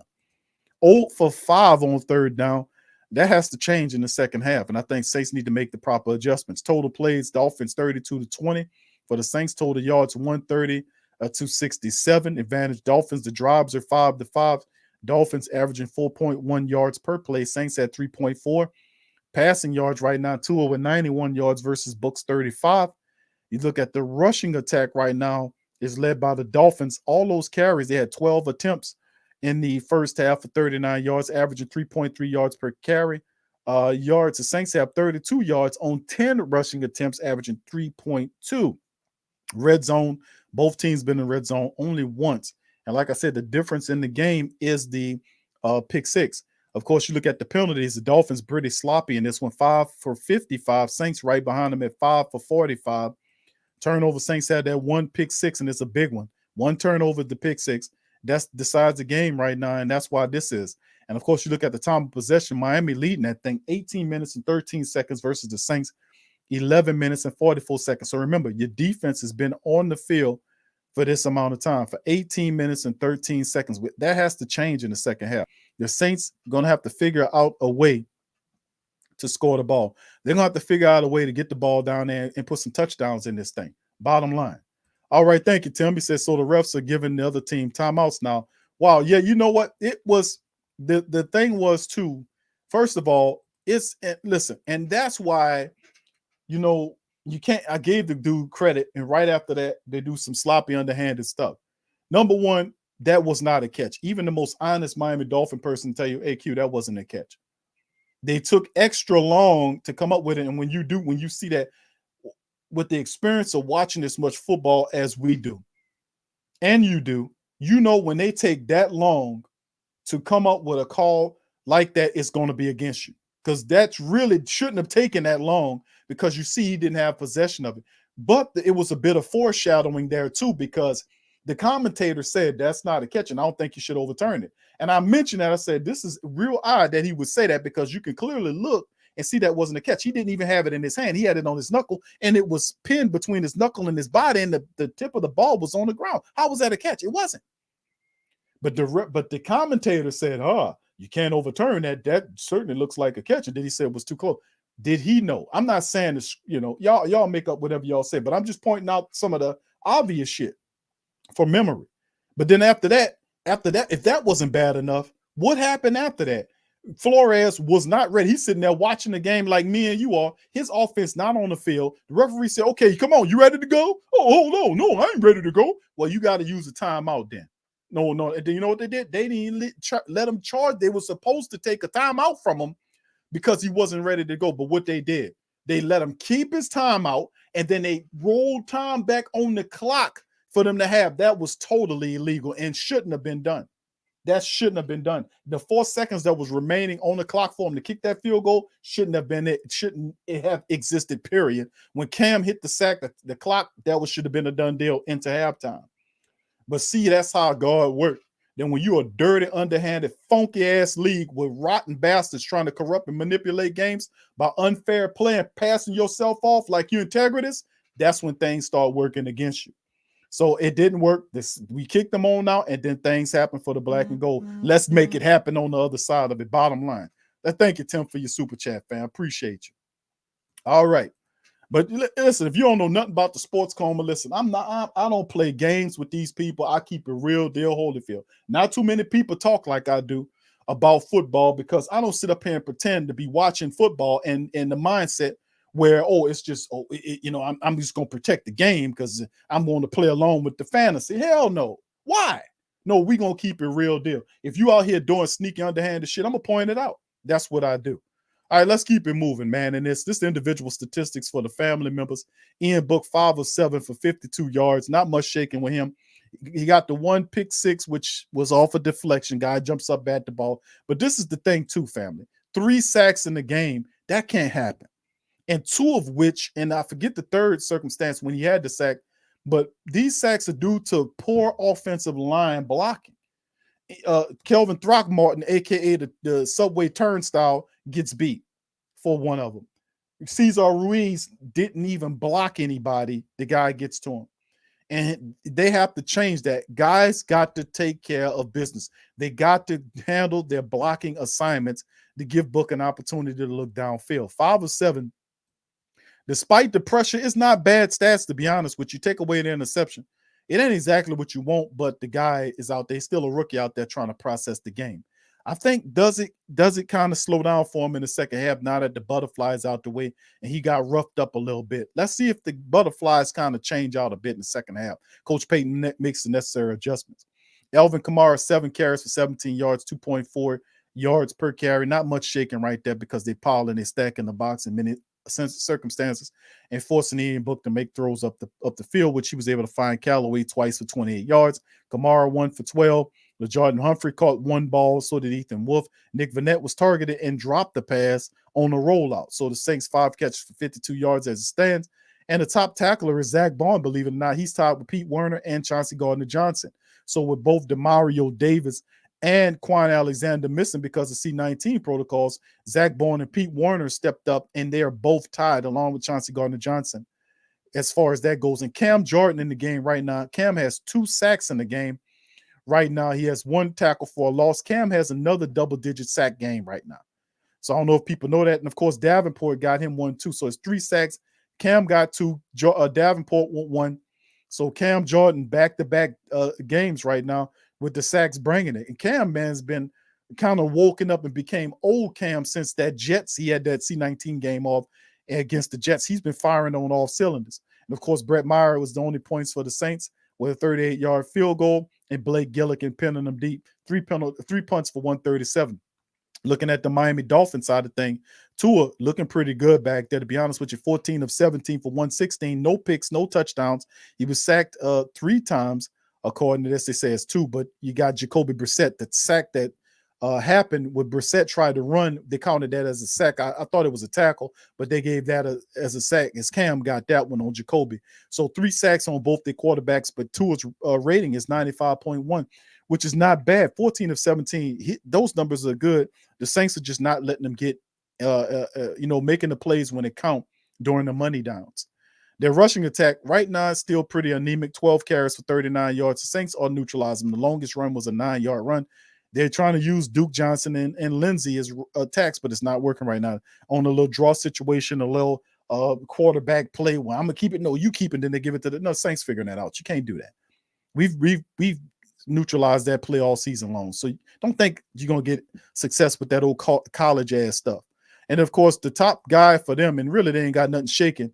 Just like what happened against the Tampa Bay Buccaneers last week when the Saints neutralized their wide receiver core and they were complaining, oh well. We didn't have our wide receivers. No, you had your wide receivers, Goodwin and before they got hurt, and they wasn't doing nothing. Just like Waddle's not doing anything. 7 catches off of 8 targets, 62 yards. They're doing a lot of running around. They're just not adding up. Saints stopping them when it counts. Outside of that, they shut down Gesicki, who's their second best catcher of the football on the Miami Dolphins. Is Waddle, then it's Gesicki. 2 catches off of 2 targets for 10 yards, and Waddle has 7 catches for 62 yards. Expect the Saints to keep on putting pressure on Waddle. You got to take him away from them and neutralize him, because if and they're moving him around trying to create mismatches, but he needs to be shadowed is definitely the case. All right, and of course their top tackle is Christian Wilkinson. He has 5 tackles, and of course a couple of the sacks right there coming from Xavier Howard, Jerome Baker, and a sack and a half by Agba and Christian Wilkins. So outside of that, the interception by Nick Needham, who came up with the 28-yard return there for the team. And even Jerry Lewis is on his squad. He punt return and kick return. He had a 23-yard return. There ain't much shaking with him. Yeah, that man can't return. I ain't gonna even say nothing because I don't want you jinxes. But outside that right there, the Miami Dolphins is clear as cuff right now, is leading the game. So, I mean, with that being said, let me quiz some of the Who Dat Nation going into the second half of this thing.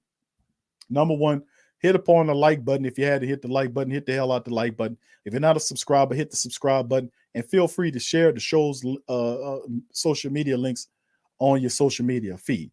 So, I mean, this is the reality. And let me quiz the Who Dat Nation, the Great Saint Think Tank. What's up, Hoodie? He's at the Dome, live from the Dome. Keep it going, buddy. All right. Big ups to the rest of the fam. Let me quiz y'all brains. What do you think the adjustments the Saints need to make in the second half? Let's talk about that. Adjustments that need to happen in the second half of the matchup. What needs to happen? I mean, specifically, tell me what needs to happen for the Saints to have success, and can it be done? That's the big question to throw out to the Who Dat Nation. Let's get into that. So let me hear what you guys think about what the black and gold need to do. What's up, brother Pat? Rich, who that to you? Ant-Man's in the business. Ruiz need to go back to center. Yeah, he is not. Man, I tell you, I am. Ruiz overall has not been, hadn't looked good in the game. You got to win, and it all starts up front. If you can't dominate the line of scrimmage, don't expect much to happen. And you see guys the human turnstile like Kelvin Throckmorton or Cesar Ruiz, who looks lost at times. Those guys have got to get their head out of the sand, and they have to get it where it belongs in the game plan and make the plays. You're going to have to block up front and do what you need to do. And of course, the Saints, in my opinion, they're going to have to try to get some passes out. They got to get Gideon Book going, because he's gonna have to make some short and intermediate passes to drive the offense, and then that kind of give the Miami Dolphins a reason to drop back into coverage. They're sending guys in there, and he's gonna get opportunities to take shots down the field on the Miami Dolphins defense. But we want to be more of a conservative approach because you're really not out of this thing. You're only trailing by a score. So if the Saints can put together a decent drive like they were doing the last drive that ended with a field goal, we should be having something on the positive side of things. So let's hear what the family got to say about what's going on. What's up, Action Jackson? Big ups to you, fam. Appreciate you being here, fam. Much love. What's up, Dwight? Who that to you, fam? All right. Marcus says stick to the run game. Let Ingram and Kamara do their thing. Thank you, fam. Appreciate you.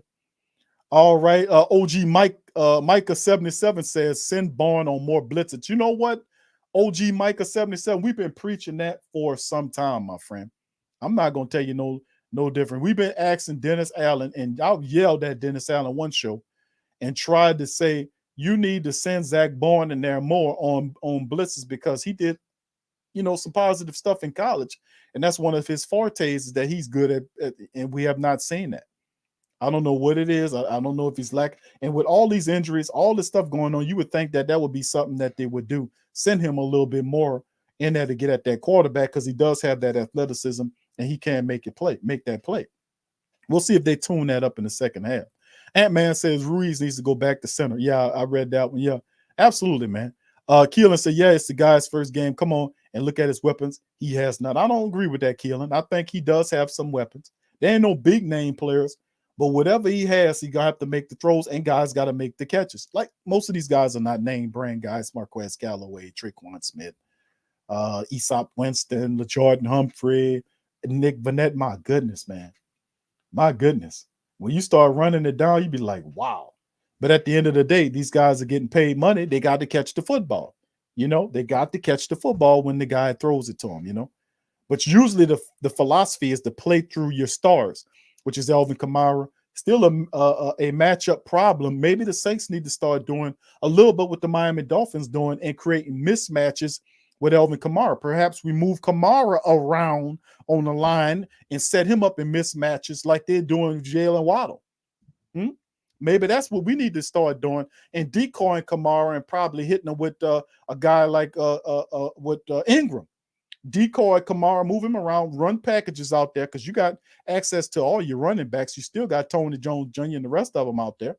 I mean, you got access. Maybe we can start moving Kamara around. He's your best weapon, your best player.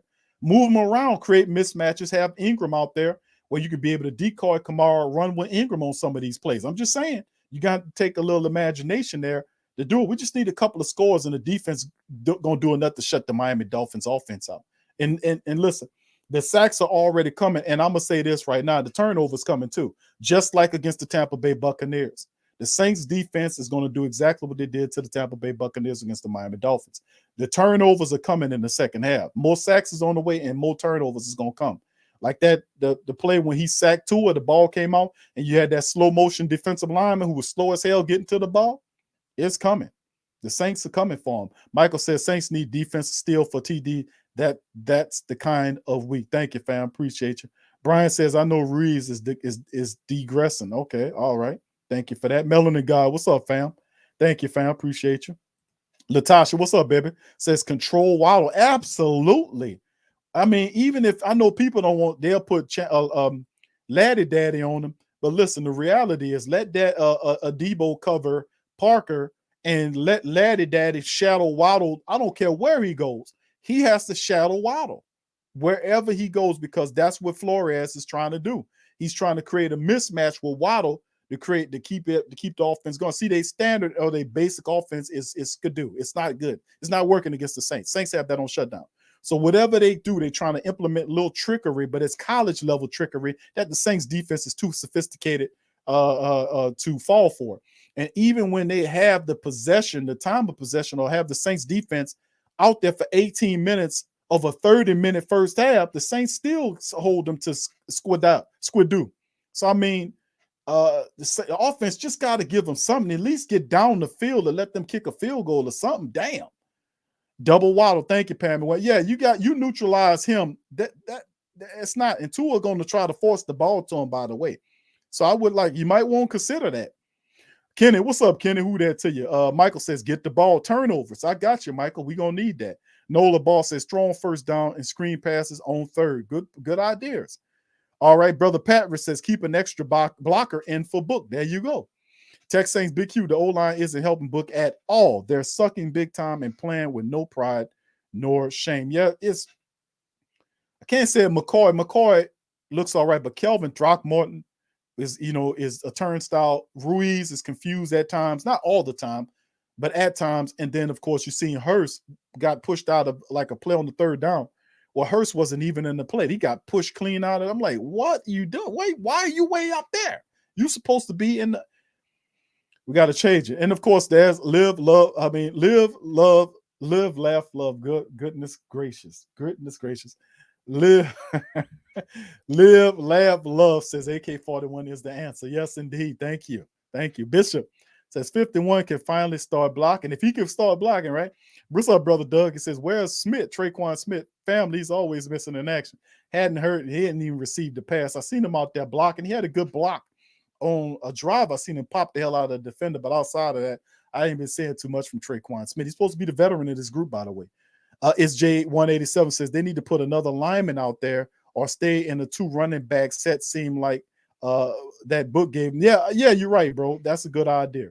Absolutely, man. Absolutely.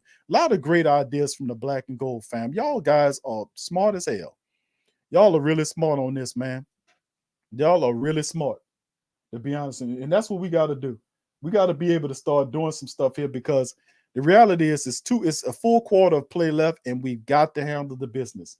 And here we go, fam. Back to the game now as the Black and Gold is in this thing.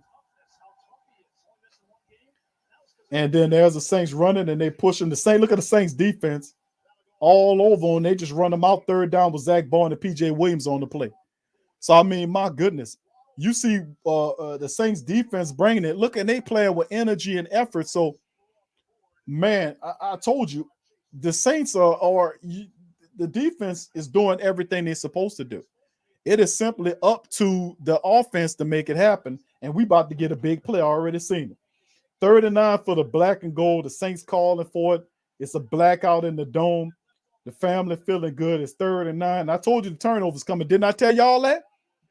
Shotgun, wide receivers to the right and left, man in motion. Tua comes, Saints pressure 3. Ball up. Tua throws the ball up, and it's an interception right by Laddie Daddy. And Laddie Daddy is down. Is he hurt? Hopefully he ain't hurt. No, he's all right. Look like he all right. Yeah, look like he got a little. That was a tough catch. I told y'all I did not tell y'all that. Look, he stepped up and threw the ball. And look at the convergence Saints defensive backs on the play, threw it into triple coverage, and then poorly throwed it.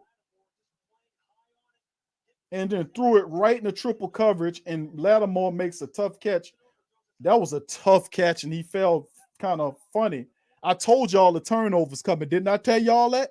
Didn't I tell you the turnovers coming? Saints pick up the ball now at their own 35-yard line, or 36-yard line, Ian Book under center. You got Kamara behind him. The Saints got an extra block out there.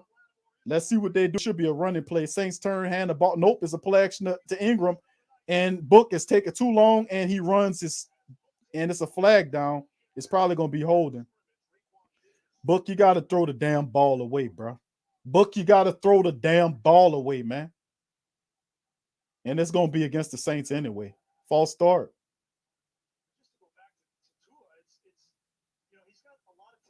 That's going to back the Saints up. They might decline it. I don't know. Oh, legal formation.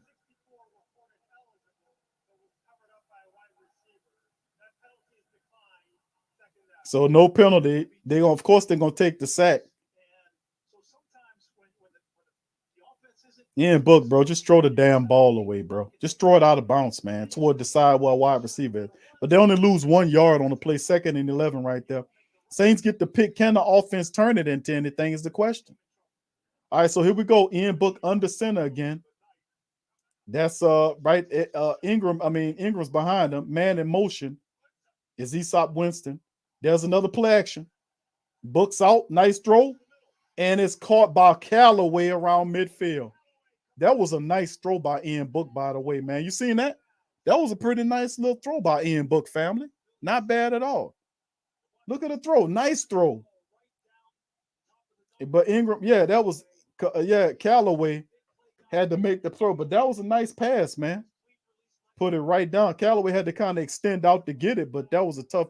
Callaway is excellent, man. All these reps that he's getting with Thomas and all these guys out, watch how he looks next year. Book under center near midfield with they give it to Mark Ingram. Ingram picks up a couple of yards on the run, cutting to the right as Nick Vanette gets pushed out of there, running into a stacked box right there. Second down and maybe 8 or something. I don't see him picking up that much. 2 or 3 yards at the most. And the Dolphins showing all kind of blitz against the Saints. Saints just got to get the ball out. Only a 2-yard pickup by Ingram on the play. 2nd and 8 with the black and gold at midfield. Saints just get the ball down. Let's see. Just make it happen, fam. Come on. All right, there's Ian Book under center. Puts a man in motion. Ty Montgomery's out there. And he got the play action. They coming with the blitz. Ian Book turns and just throw the ball away, bro. Just throw it away. And he throws it away like he's supposed to. So it'll be 3rd and 8 for Ian Book. Dolphins sending the pressure, man. They're sending the pressure.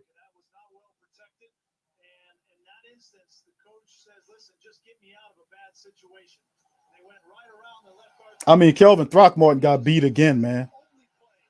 Kelvin Throckmorton got beat again on the scramble play that got him out the pocket.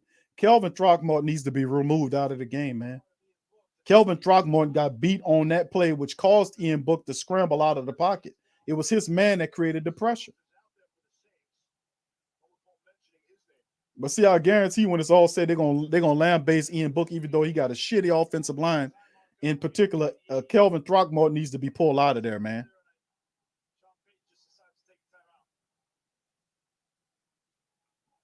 They don't have no energy. Coach Payton cussing at them. Coach Payton telling them, let's go.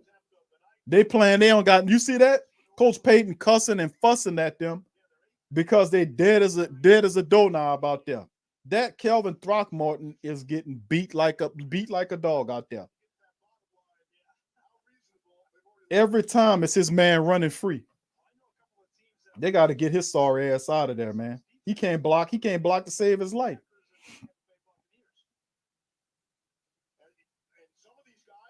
They might have to do something with him, man.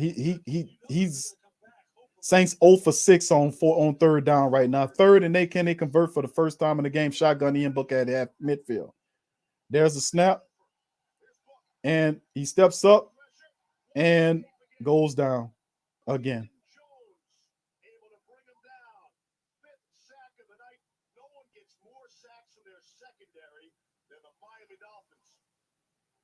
They send the pressure.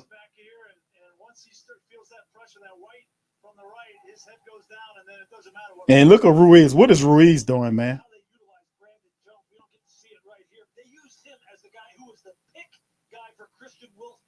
And it was Ruiz's blocks that gets him.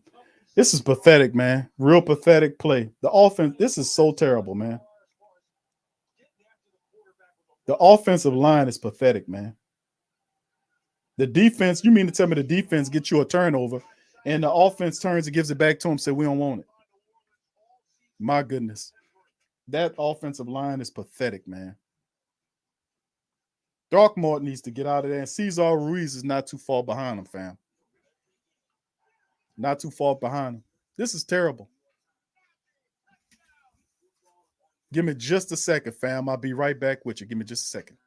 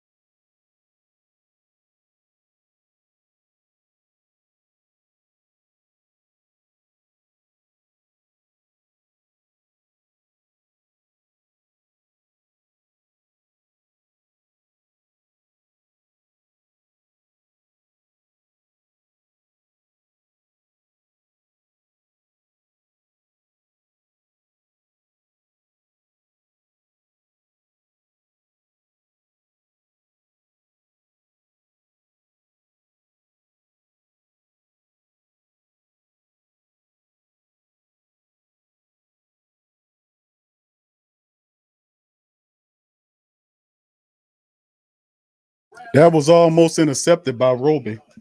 If he had some hands, it would have probably been an interception in Miami Dolphin territory. Saints need help, man, badly. Really do, especially offensively speaking. Something has to give.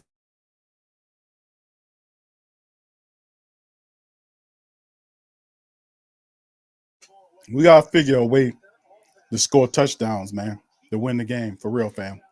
We're not going to make it like this. All right, here we go. Thank y'all for waiting. Miami Dolphins behind the 15-yard line. The ball's given to the running back. Saints defense stop them. And it'll be a third down and at least 9 yards to go as the Saints defense is fired up. For whatever reason, the offense can't get going.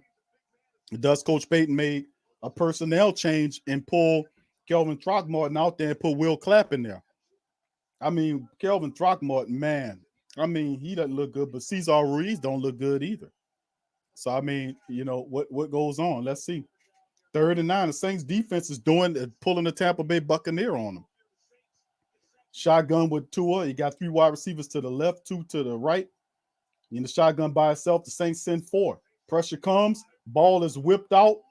And ball is caught. Hollins beat Adebo on the deep play. That was, what was the safeties over there? Where was the safeties at?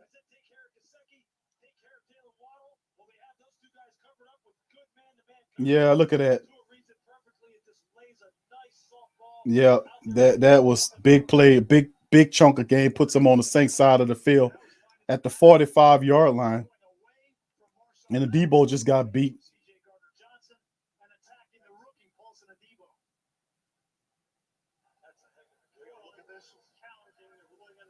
I don't know what Coach Payton doing, because that's not is it a catch? You can't tell. They're gonna give it to him. Yeah, that's a catch. And if it ain't a catch, I can't tell. They're not gonna overturn that. But then again, maybe Coach Payton saying, you know what, they screwed. They called that other one that wasn't a catch, so maybe they do it right. No, they're gonna get it right against you. Debo was beat like he stole somebody's lunch money on that play. No help over the top, and it was a good pass, to be honest with you. So big ups to the fan. Appreciate y'all being in the building. Defense is at some point in time, you know, the defense is going to do all they could do, and Miami Dolphins is bold. They're going to take a shot, and really, the truth then is kind of working out that all the Miami Dolphins need to do is score another touchdown, and the Saints won't be able to get to them because the Saints can't score touchdowns. They can't. The defense is doing everything they can to hold them, and even if the Dolphins did score a touchdown on this drive, that'll be the first offensive touchdown of the game for the Miami Dolphins. The issue is not the Saints defense. The issue is the Saints offense. They're slow. They're sloppy. They're non-enthused. They're mistake ridden, and some movement need to be made on that line. Kelvin Throckmorton is constantly beat, constantly out of position. Cesar Ruiz doesn't know he's blocking. Not all the time, but some of these important drives, you know, and it's not a good look. It's not a good look when both those guys are interior guards for you, and Throckmorton is getting beat badly. I didn't see how he was still out there on the field in the second half after what he did in the first half. I mean, he is consistently beat. He's not moving his defender. You know, it's not. And sooner or later, even if the Saints do give up an offensive score here to be the first of the game, remember the other one was in a pick six. So it's really intriguing.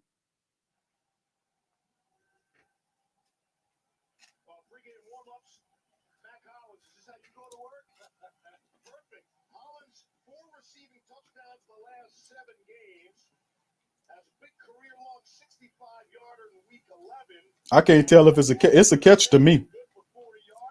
But that guy not even a speedster, and he was able to beat Adebo.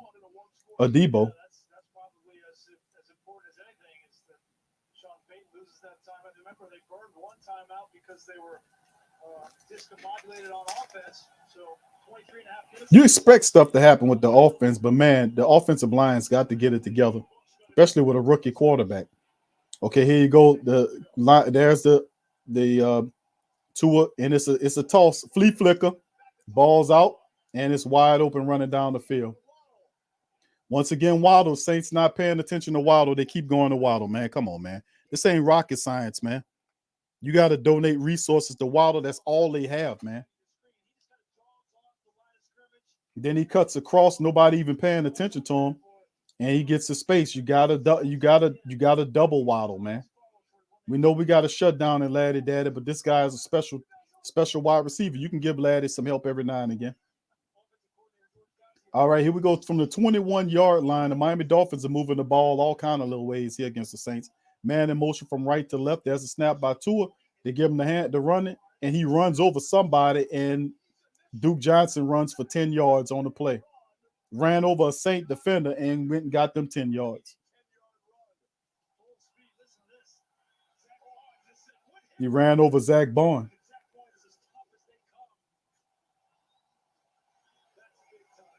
Ran over Zach Bourne.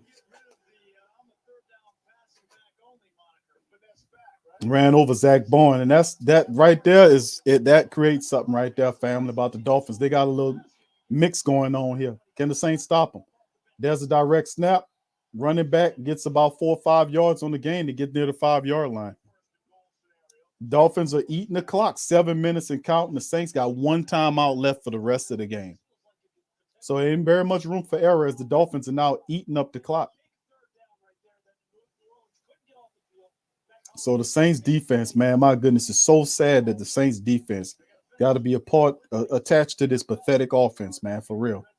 They got Elvin Kamara as a weapon. We can't even find a way to get him open because most of the offensive line can't block.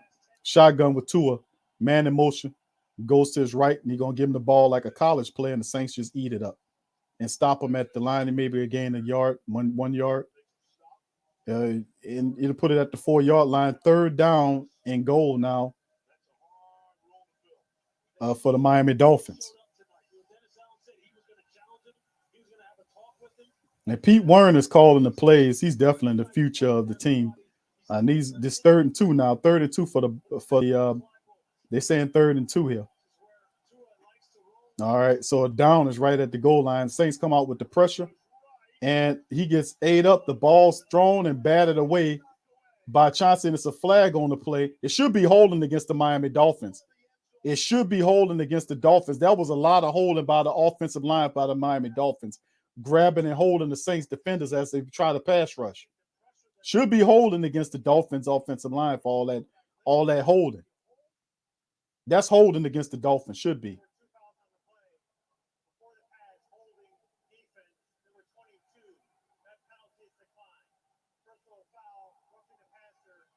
Oh, that's some bullshit, man.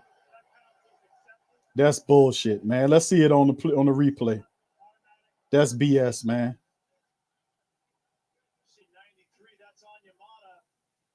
They get him for going low on the quarterback. I thought they may have gotten Davenport coming over the top.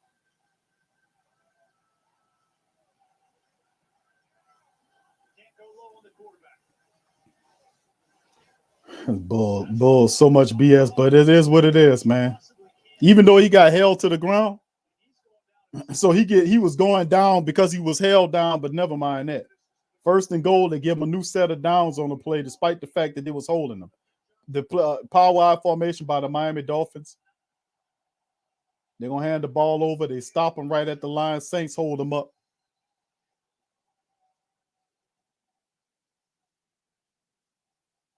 Saints tied, man. The Saints defense, the offense is not giving us anything, man. Nothing. Whether it's Trevor Siemian, whether it's Ian Book, whether it's Taysom Hill, the offense is not producing anything for us. You're not producing. And Miami Dolphins right here looking to get another score. 2nd and goal. Saints offense anemic and pathetic as it gets. And there's the toss, a little trickeration. And Waddle, once again, see, it's all about getting it to Waddle. Wherever he is, you need to find him out. And that's the thing. Everywhere you disrespect the game plan, and he gets in the end zone. So that's the first offensive touchdown allowed by the team, and not a Saints offense, which can't do anything right. They can't move the ball without messing up. They can't. I mean, and he does. And they mix them, toss it, and then of course they can't keep up with him. He gets right behind him, and that's what you need to do with Alvin Kamara. To be honest with you, Miami Dolphins are finding a way to create opportunities for their player. Notice the Saints are not doing that with Alvin Kamara, who is equally as explosive as this young wide receiver that the Dolphins have. But they're not finding opportunities for Alvin Kamara like they are using their Waddle, Jalen Waddle. They're finding opportunities for him to get open and creating opportunities. They're not doing that for Alvin Kamara.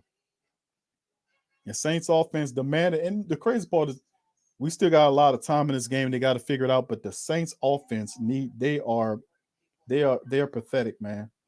Pathetic. Absolutely pathetic. Pathetic. 17-13, family. Yes, Ike, you got it right. Right. No creativity. Coach Payton. It is what it is. When there's no accountability, don't expect a different result. Will Dickerson says, fam, come on now. You have to live with the results of things. What else can you do? Saints have, I mean, it's showing you that the problems is like if you got a rookie quarterback, you got to give your rookie quarterback an opportunity to throw the football. If the offensive line is not blocking for the run situation to happen, it's going to be tough sledding. You can't expect the rookie to perform a miracle and beat the team. It's just he's going to need help. Right now, our stars, and like I was saying, I made the comparison with what the Dolphins are doing with Waddle, is that they're moving Waddle around on the line and finding opportunities for him to score. Saints are not doing that. Not with Alvin Kamara, who is our weapon, who's healthy. We're not using him in any kind of capacity, which is creating opportunities for the Saints offense. We're simply not doing that. And now they're in a hole now. They couldn't do anything at 10-3 right now. The Saints will have to perform. Now they will have to catch up with 2 scores. So we'll see if they can fire it up. Usually we known to fire it up in the fourth quarter. Is it a little too late for that? Brother Thomas says schooling Payton and getting your playmaker the ball, very creative. Yeah, and this is the reality. You know, they're not doing, the Saints are not game scheming to get Kamara open, are they? They're not lining him as a wide receiver and putting Ingram in that. You can leave Ingram in and put Alvin Kamara as a wide receiver if you need that kind of help. We're not seeing that. We're not seeing any of that right now, you know, and you got to play through your stars. The Saints are simply not doing that. Hold'em Hook TV, what's up? Mike said the Saints just been hit hard this year. It's okay. It's just a game. Y'all still have to go to work tomorrow. Yeah, but boy, when they lose, it showed pretty much shitty up your week, don't it? Greg says Waddle better than ever wide receiver we ever. What's that? We have besides MT. I got you. All right. Yeah, we're going to see. Problem, Big Q, is we don't have any good O-line on the bench. Everybody's sick or hurt. The blocking O-line sucks. It's pure garbage. I agree, DLP. Yeah, they are pathetic, man. And we usually have something like that going on, man. It's going to be a dreadful situation. All right, 504 says when you have a true wide receiver, you can move him around. It really, if all you have is Alvin Kamara, he's your best player.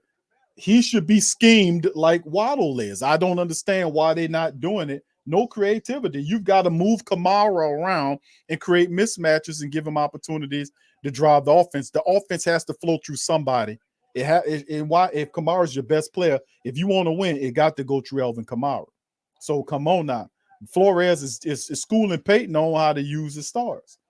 All right, here we go. Saints from their own 25-yard line. Book under center.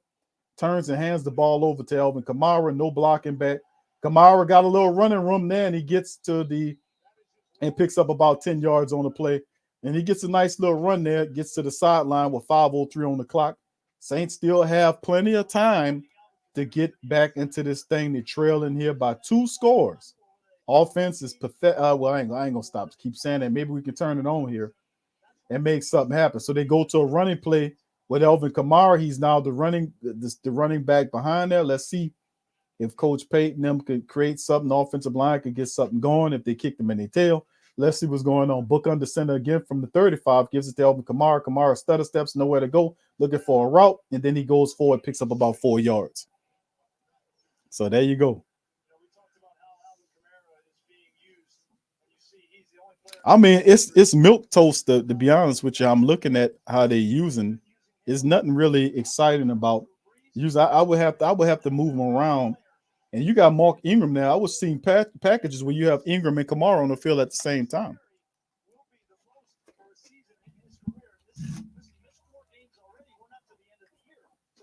Book under center from the 37-yard line. Saints play action to him, and Book just tossed it down, and ain't nothing going on right there. They just push him out.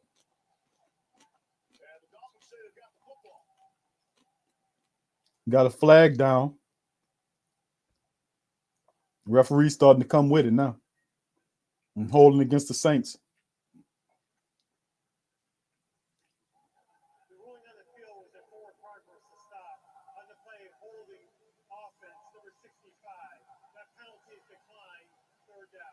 Third down for the Saints. That's Caleb Benenoch. We talked to Sean Payton. He told us they're down to their 7th tackle. Saints don't have any offensive oomph at all. Notice that there is no energy from this offense. There's nothing. There's no get up and go. There's no drive. There's no excitement. They're just dead as a bunch of zombies at a cemetery. I mean, they have no life at them at all. And most of them are backup players, and they don't know what the hell they're doing anyway. But at the same time, Coach Payton, look at Coach Payton's mannerism looking at that offensive line, man. It's like, I can't do too much with this, you know. And there's a snap to end Book. The ball's out, and he finds LaJordan Humphrey, who's ripped down, and he picks up about 4 yards or so. It looked like he was pulled down by his nameplate. That's 4th down. Saints march off the field. 4th and 5, Saints off the field. Pathetic offense. Pathetic offense. Pathetic offense. Pathetic offense. Still a full quarter of football left. You can't keep leaving it on your defense, man. I mean, boy, my goodness. I mean, the Saints, they almost like they're reading at the library, the crowd now. We want y'all to have a blackout. Yeah, you want us to have a blackout. You worry about the uniform. You need to get your offense together, man. Dolphins, the Saints, the self-check. No offensive touchdowns at all. Defense only allowed 1 offensive score that was on the last drive by the Miami Dolphins. And the Saints offense cannot help them out for the 2nd straight week. Hopefully we can score a touchdown. It'll be 2 weeks in a row with Saints without an offensive touchdown. Something's got to give, man. Of course, a loss would severely dampen the Saints' playoff chances. But at this point, you know, what else is it to be said? You know, something else, man. Thank you, Tim. He says down to the 7th string. What do we really expect? Yeah, you got C19 guys in there, man. And listen, it's not so much not Caleb Bennock just got hit with that penalty. But it's not even him. That was the first one of the first things that he did negatively in this game. The issue was, see, you got guys that have been starters for a while. That just can't win their one-on-one matchups. So I mean, but outside of that, the issue is the Saints just have no offensive intensity. I mean, they can't scheme Kamara open. And it's not because the Dolphins are stopping them from doing it. I mean, they're stopping them from running the ball because they stack in the box. But usually when that happens, you got to do something else to get the ball. Just like, look what the Dolphins are doing. The Dolphins are scheming Waddle open. They're giving them every opportunity, running plays, catching plays, reverses. Do you see anything from like that from the black and gold? No, you're not seeing anything like that. Well, Q, because we got so many people that's injury riddled, we don't go that deep into our playbook right now. We got to keep it basic as hell. No, that's not true. Elvin Kamara is there, you know, and as long as you got Elvin Kamara, you got to play. You got a chance. As long as you got Elvin Kamara, you got a chance. So, I mean, I can't explain it. I can't explain it. Right now, the Saints just offensively speaking, family, it's just nothing's there. It's like whatever. I don't know. But, you know, it is what it is, fam, moving forward. If Saints make it, they make it. If they don't, they don't. It's what they earned, you know. All right. Well, TJ Scotzilla says, well, at least we don't have to look forward to a heartbreaking playoff loss. Well, Yeah. All right, so is it going to be 2 straight weeks the Saints score no offensive touchdowns? 17-3 offense cannot score anything. Tua from their own 19-yard line. He's in a shotgun running back behind him. And it's another one of the little fake college runs, and he gets about 3 yards on the game. Same play. These people basic as hell, man. This offense is basic as hell, the Dolphins are running. It's the same thing over and over again. And then it's the basic running attack. It's like Tua, do I take it? And then he hands it to his running back. They run up the middle. And then next play, he's going to try to throw it to Jalen Waddle. Look at it. It's not complicated to figure it out. The only problem is the Saints can't score any touchdowns to keep up with them. That's the issue. You can't score touchdowns. You're not beating anybody. All right, 2nd and 5 on the 5-yard. They pick up on the run there to an under center. He don't usually be under center that much, but he under center now. He gets the ball to the running back. He gets tripped up, picks up about 3 yards. He'll be 2 shy of the first down. Be 3rd and 2 for the Dolphins. Less than 2 minutes on the clock in the third as it's ticking down. Crowd getting quiet. Saints not looking good, down 2 scores. Brian says we still want to see you Big Q in the offseason on your channel. Big thing. Yeah, I'm not going. I'm not going nowhere, Brian. Thank you, bro. Yeah, it ain't over with, bro. We still got 2 games left in the regular season. Beyond this, and we still got a full quarter of football to play in the game, so you never know. 3rd and 2 now for the Miami Dolphins. 2 in the shotgun. He got a bunch formation on the left, running back to the right. Saints come with the pressure. Tua scrambling to his left, running, trying to pick it up, and he gets blown up on the play, and he'll be shy of the yard. PJ came up and popped him, and it's 1 yard. Tua better watch it, man. Tua better watch it. You know he made it porcelain.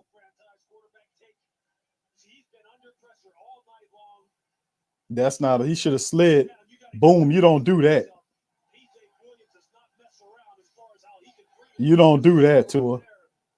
Tua, you don't do that, especially against PJ. PJ gonna knock you out. Good hit by PJ. The defense forced him out. Let's take a look at our offense again, fam. We just need for them to catch fire on at least 2 drives to tie it up. There's the punt by Polarity, and Aesop back to return.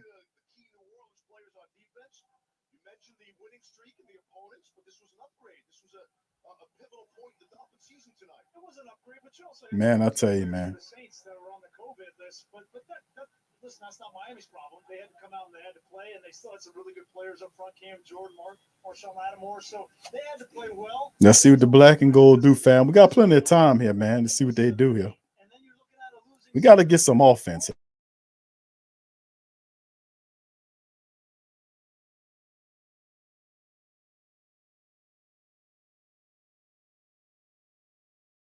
All right, we got to pass from Kenny Stills.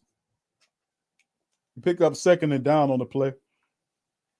And Book runs off the field. And they put Alvin Kamara in the game again. And Coach Payton trying to do something. He got Aesop Winston back there with Ty Montgomery. This is a weird looking look. Let's see what they do here. The Wildcat Kamara keeps it. And they can't get the blocking right.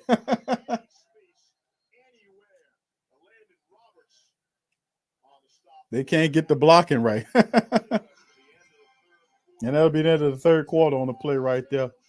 Saints doing any and everything, man. Saints trying to do any and everything. We are desperate. You got this dude moving around like he a duck. He waddling like a duck. My goodness, man. My goodness, fam. We gotta have goodness gracious. My Lord. Big ups to the Black and Gold. Appreciate y'all being in this live stream, man. Please hit the like button if you hadn't already hit it. My goodness, man. Hit upon the like button if you had already hit it, family. Also subscribe if you hadn't subscribed. I appreciate you guys spending and watching Monday night with us at the Sports Coma. Man, a full quarter of football left. Man, it's hard to watch. Saints are anemic at best. Offense trying to get something going the best way they can. So we'll see. I just want to be able to score 17 points a game. I mean, damn. I'm just trying to get 2 touchdowns. That's all I want. Man, it'll be something if we can't score an offensive touchdown for 2 weeks straight. Man, that'll be crazy. Thank you, Michael. Appreciate you, bro. Nola says we could have friendly quit if friendly quit. All right, thank you. Thank you, Tasha, baby. All right. Andre says, yeah, O-line must be a double agent. Like I said, if you can't win your one-on-ones, bro, if you can't win in the trenches, bro, that could have been a nice little run there for him. But if you can't handle your one-on-one matchup, it's not going to work. You got to win on the line of scrimmage. You got to win on the line of scrimmage. Ant-Man said there was a reason Sean Payton wanted to keep Ian Book on ice, develop this kid. I know the offense has been anemic this year with injuries and bad wide receiver and tight end play. For that matter, yeah, drop passes and stuff like that. You can't do that. If you get an opportunity to come in and you're a wide receiver tight end, you got to catch the ball and you got to block. And you can't do that. You hurt your team when you do stuff like that. But 20 people on the C-19 list, that's a lot, man. You got mostly a bunch of practice squad players as reserves, and they're actually doing a pretty good job defensively speaking, offensively speaking. They're not mad dogs. They don't have any intensity to play. And if you won't play in the NFL and you use this as tape, you ain't going to be there in too long. 3rd and 5, there's the pressure coming. The dump off here to Callaway, and he'll be 1 yard shy of the first down as the Dolphins stop him on the play. Now, if I'm Coach Payton, I'm going for it. I'm Coach Payton. I'm going for it.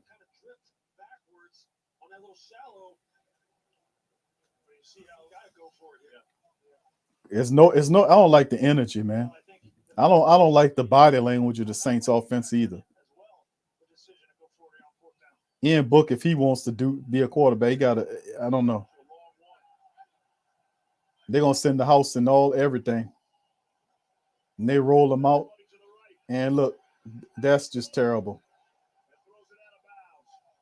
That kid got scared, man, and put his eyes looked down at the Dolphins. That kid eyes went to the Dolphins, man. It was nowhere to go with the ball. Look, nowhere to go. What kind of play was that?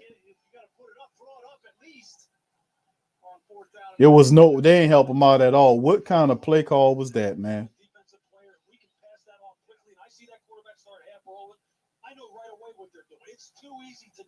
That was awful. That was horrible, man. That was awful. That was an awful play call. Them wide receivers must have ran the wrong routes. That couldn't have been designed that way. That was simply terrible, man. That was freaking awful. And then Julian Waddle eating the Saints lunch. They just moving the ball. That was simply awful. How that fourth down play was. That was awful. I don't think the Saints converted a 3rd down this entire game, man. That was simply horrible. The Saints have. Let me look it up here. Saints are 0 family. The Saints are 0 for 9 on 3rd downs tonight. That was simply horrible. They 0 for 9 on 3rd down tonight. That was simply awful. That was horrendous.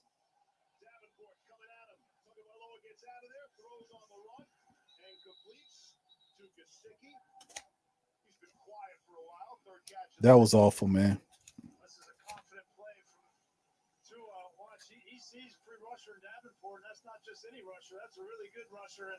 And he just sideswipes it. And when you're doing stuff like that, you're beating Davenport blitzing at you. And the Dolphins are in field goal range.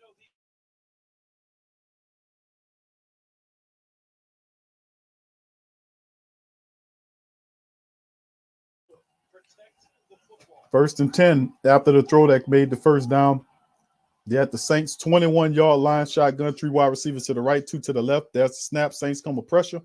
Ball thrown up, and the ball knocked away by Chauncey Gardner-Johnson. 2nd and 10. I like that play from Tua. You heard him. He said 0. He identified there's no safety. I'm going to find my matchup. I'm going to find my tight end, Gesicki, at 6'6", And Gesicki pushed off of him. But he wants the pass interference, though. You pushing off. And no flags. Gardner Johnson goes 5'11". Gesicki goes 6'6". Gesicki's going to get paid, people. Unrestricted. 2nd and 10. Tua with the snap. Gives it to the running back. And he squeaks through and gets about 3 or 4 yards on the pickup right there. 3rd down as Gaskins picks up about 3 or 4 yards on the run. And it'll set up a 3rd and 5. Makes it 5 on the play. Picked up 5 on the play. 3rd and 5. 12 minutes and counting. Saints trail by 2 scores. Could be 3 after the field goal. Saints defense doing everything they can do against the Miami Dolphins. It's just the offense is not there, man. It's like they don't even exist. All right, you got 5 wide receivers. Tua by itself back there. Saints send the pressure. Ball out quickly. Oh, what a hit by Werner. Blew up.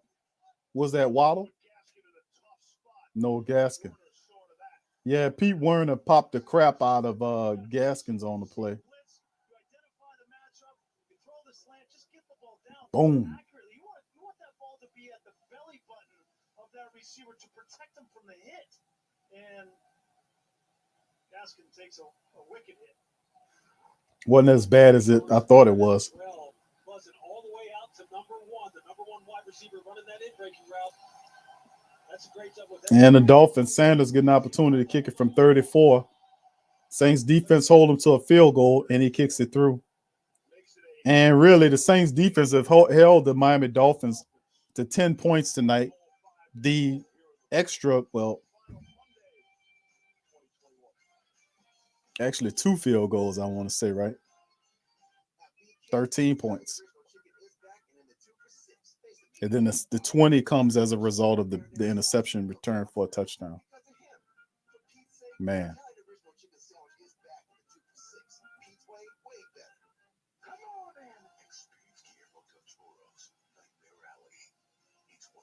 Yeah.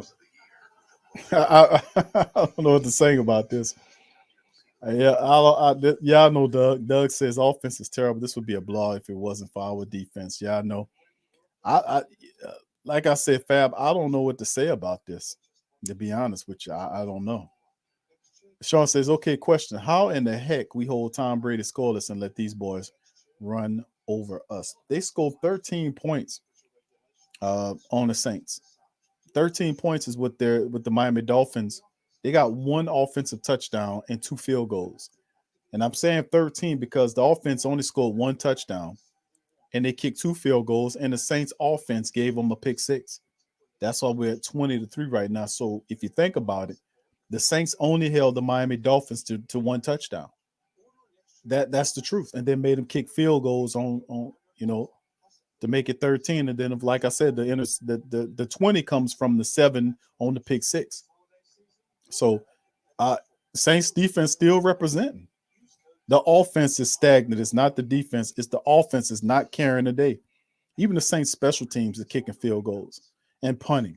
It's the offense. The offense is not doing anything at all. They're not helping out at all. They're not scoring touchdowns. They have not converted a 3rd down in this game. They are 0 for 9 on 3rd downs and 0 for 1 on 4th down. 10 times, no attempts converted, nothing positive at all. The Saints offense simply stink. And they lack creativity, and perhaps they've given up. I mean, and this is coaching. You talk about the coaching and Coach Payton scheming something. I mean, he's doing what he can do, but it's only so much you're going to do. You got to inspire. These players are not inspired. And you look at the body language of the Saints players. What does it tell you? What is their body language telling you? Do they look like they're going to go out and win a game? Rich says, thank you, Club Saint, for not showing up. Club Saint. KK says, put a rapper and a G chip. These guys they gone. Mark Visionary said, Payton is literally not giving this offense a chance this season. If you don't have a superb O-line and a super accurate quarterback, he's ineffective at play calling. Give me a Bill Belichick right now. Well, he go to return right there, and the Saints. Montgomery returns. It gets it to the 20-yard line the hard way. Thank you, Rich. It's a tough situation, man. Apply pressure, say right cue. The offense produced 3 points with that. Yeah, the Saints have held the Miami Dolphins to 7 points today.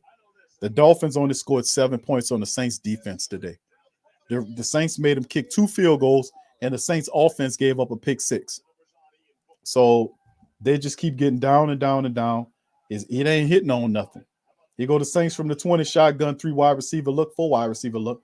Ian Book looking, and he just gives up on the play, didn't even look at the play, gives up on the play, and scrambles out of the play. Ian, you gotta do better than that, dude. You gotta scan the field because you had time. You took off too prematurely on that one. That due to the fact that he don't have, and that's what Coach Payton's saying is like, look at Coach Payton's face. He cussing to himself and everything. Ian Book gave up too early on that play. The pressure wasn't on him like that. There's a snap again. You looking, pressure right up his face, and they get him. Pressure right up the face of the quarterback. He gets sacked. And look at the Saints' workless offensive line. Look at their body language. They're looking at the clock layer. Is this game over with yet? Cesar Ruiz gives up. What is Cesar Ruiz doing? What is he doing? Cesar Ruiz's guy is the one that came in. But Ruiz is looking to the left at somebody that's already blocked. You see what I'm saying? These are starters making mistakes like Cesar Ruiz. That was his guy, got on the sack now. 3rd and 20. And they just give up with the draw. I will go for it, man. He won short of it. Go for it. Go for it. Cesar Ruiz. Cesar Ruiz.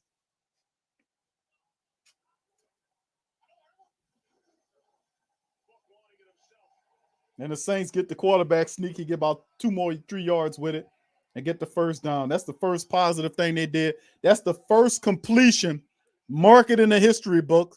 That's the first completion on a 3rd or 4th down the Saints have had today. They're 1 in 10 on completions or conversions of the day. That was the first one.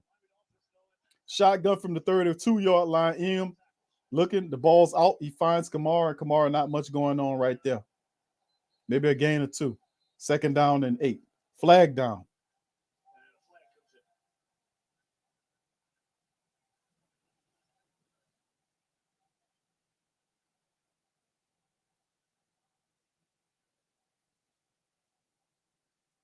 This ref got to be the dumbest ref of all the referee staff, for real.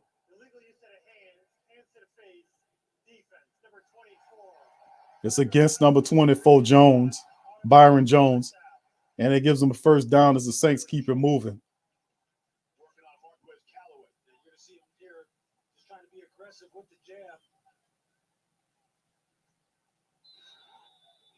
Careful with your aiming point. I think it's important, though, for this Miami Dolphins defense, even if you think this game has already been decided. 1st and 10 after that shotgun, Ian Book from the 37.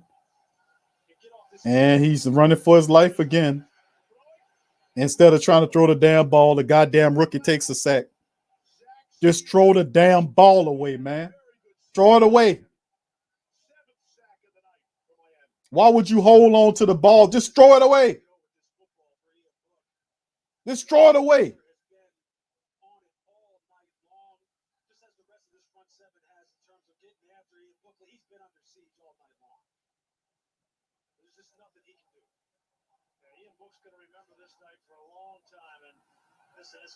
Second and 21, and lost a bunch of yards on the play in the shotgun again, and he sacked again.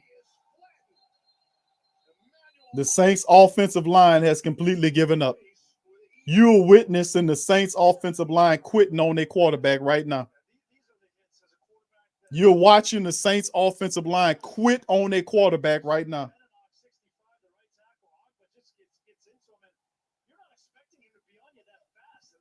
This is pathetic, man. This is pathetic, man.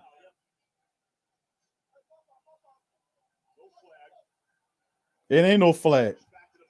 3rd and 21.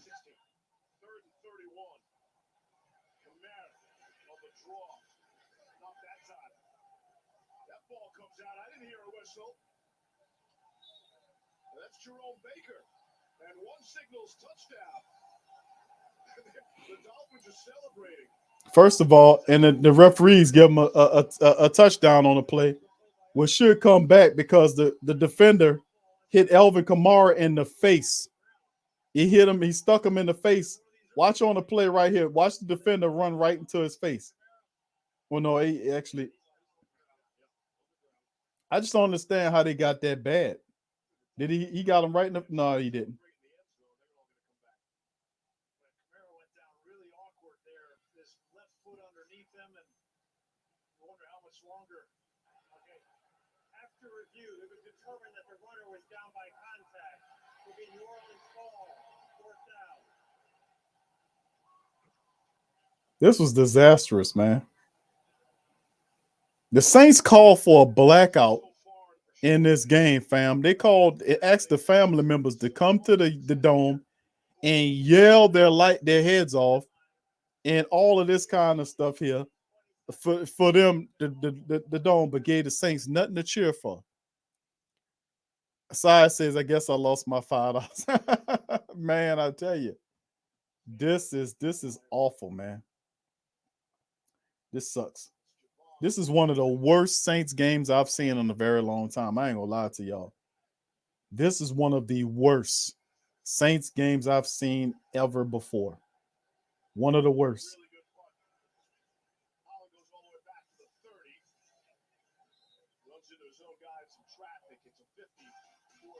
The Saints offense are a disaster. They're awful. They can't block. Coach Payton got to do something with this whole line, man, for real. Cesar Ruiz is a big question mark for me.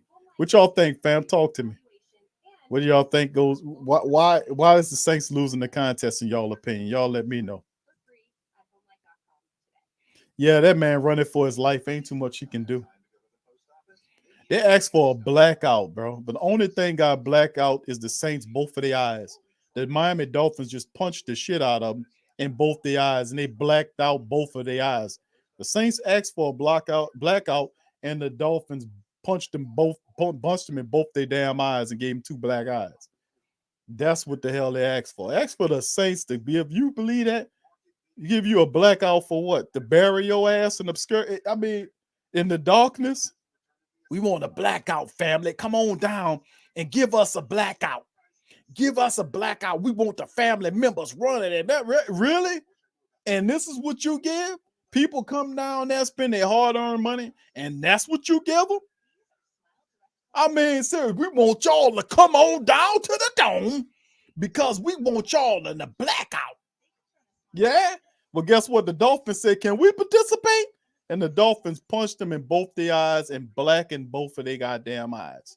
So now that you got your wish, you got 2 black eyes because that's what happened. The Dolphins beat the shit out of you up in there. I mean, it's absolutely pathetic, man. We can't even score 2 touchdowns, fam. This is pathetic. You asked us to put on a blackout and go down there. How dare you ask us to go put on our black and gold gear, to go on down to the dome, to watch you get up in and stank it up. This is pathetic. No offensive ingenuity. No nothing. No scheming Kamara open like the Dolphins did with him. This is simply a case of no imagination.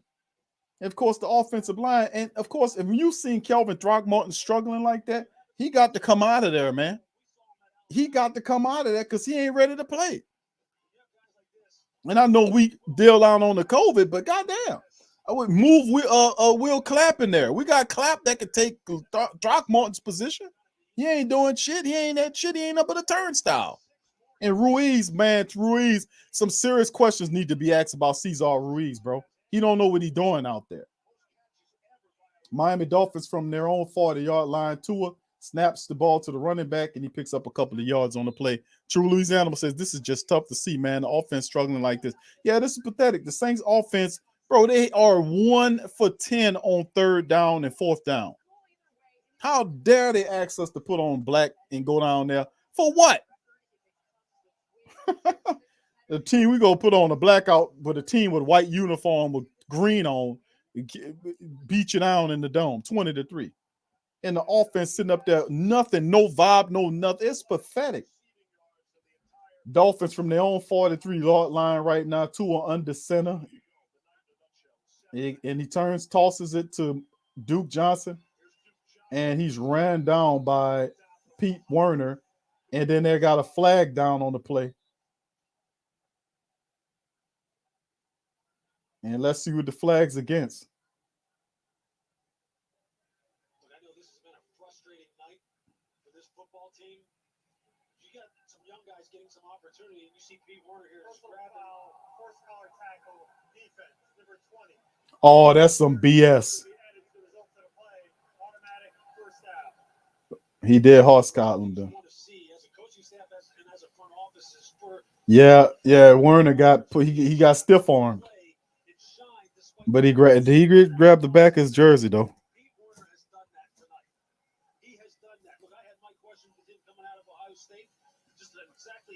My goodness. Look, there are no questions. He can play. And now you know he can play two positions. He can play the mic. This something else, man. It's been a frustrating night for this organization. They found themselves a player there. All right, they give him the penalty, 15 yards. On top of that, they're on the Saints side of things at the Saints 43-yard line, man in motion from left to right. Tua in the shotgun, he gives the ball to his running back. Running back picks up about 5 yards. And they're just running the clock down on the Saints. And the Saints might as well just get the ball back to the Dolphins because they can't do nothing with it. They're a disaster. They look like a high school football team who just got assembled. That's what the Saints offense looks like. They look like a high school football team that somebody that was suspended for like 3 years. And then they said, you know what, let's get a football team. And that's what the Saints offense looks like a reassembled high school football team that was gone for 3 years. That's what they look. They can't score and they can't move in no offensive line play, no rhythm, no personality, no intensity, no nothing. And the defense stop them. So it'll be third and about 6. I don't think he gained anything on the play. And the Dolphins don't care. They just running the clock down. And Brian Flores comes away with the win. And congratulations to look like it's going to be a win to the Miami Dolphins, man. Got to give the Dolphins a credit because the Dolphins won, 8 straight games now, and they get over 500? Man, that's really impressive, man. I'm really impressed with the Miami Dolphins team, to be honest with you. And not so much with my team, because at least they can throw the damn ball. 3 wide receivers to the right. Got a tight end to the left. Tua in the shotgun. There's a snap. And he gets the running back gets tripped down for maybe a gain of 2 yards. So to be 4th down, they'll set up a field goal. That's the guy. I would not miss a Dolphins home game growing up. Understandable. The Miami Dolphins, man, 7 straight wins after losing 6 straight times. That's up there. 7 straight losses or something like that, and they fought back and 1 game at a time approach. That's not bad. Not bad at all. Man, I tell you, man.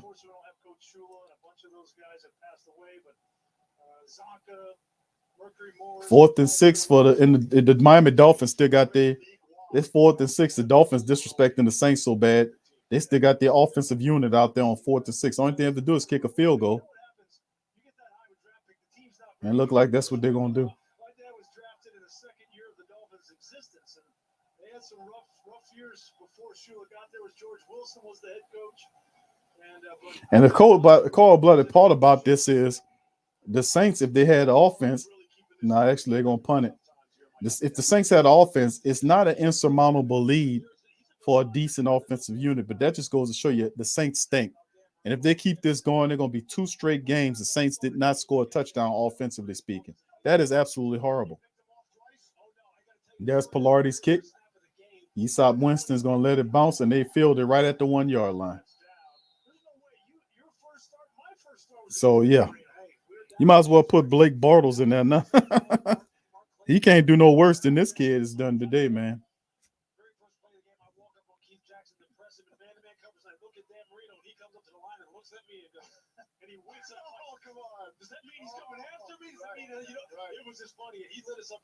What is Riddick talking about, man? What the hell is he talking about? What you talking about, Riddick?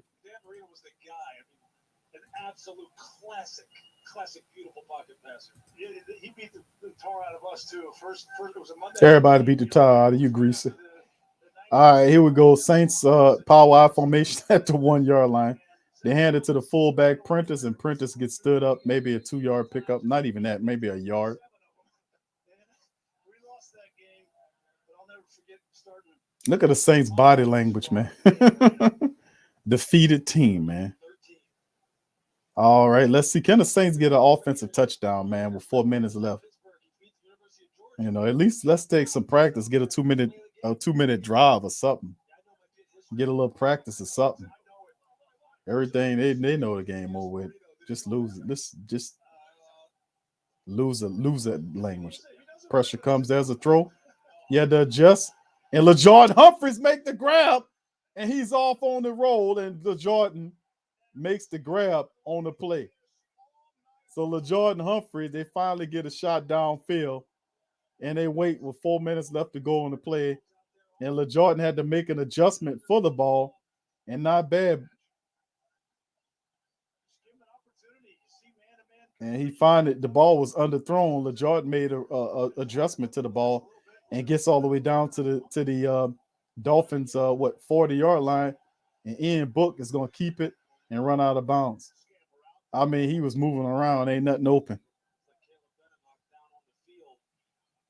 And now Bennock's down.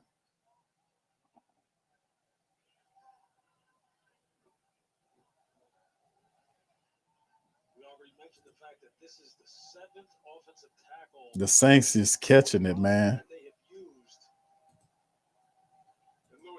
Caleb Bennock, the former Tampa Bay Buccaneer offensive lineman, is down. Man, only thing you can do is just laugh at the injuries in the C-19 that's just punishing the Saints right now, man.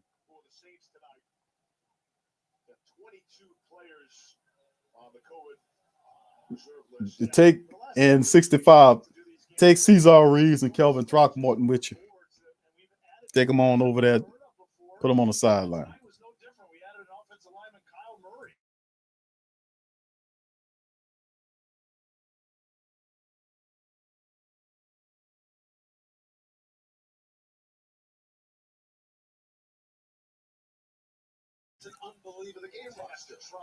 All right, here go the Saints go at their own 40 at the Dolphins 40 in a shotgun. There's a snap from Book. Pressure coming. He squirts out the pocket.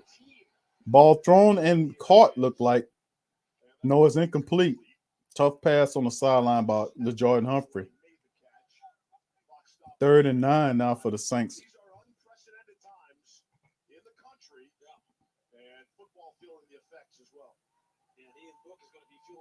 Of all these hits that he has taken. I mean, it has just been one after another.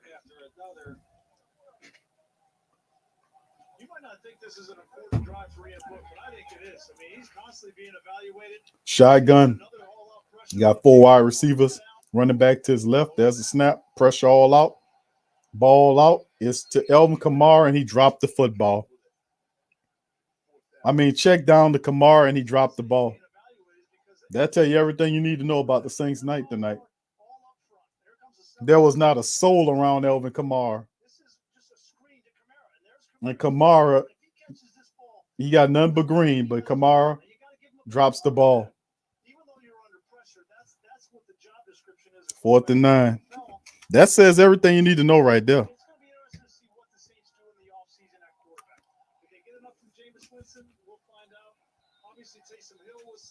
Man sacked 8 times tonight. Y'all seen that stat? I didn't know he was sacked. That man was sacked 8 times tonight.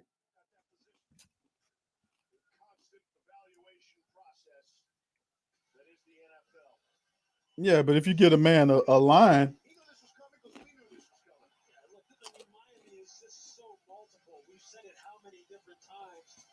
That's Cesar Reeves giving up the block, not knowing where he's coming from. That's Bennock beat.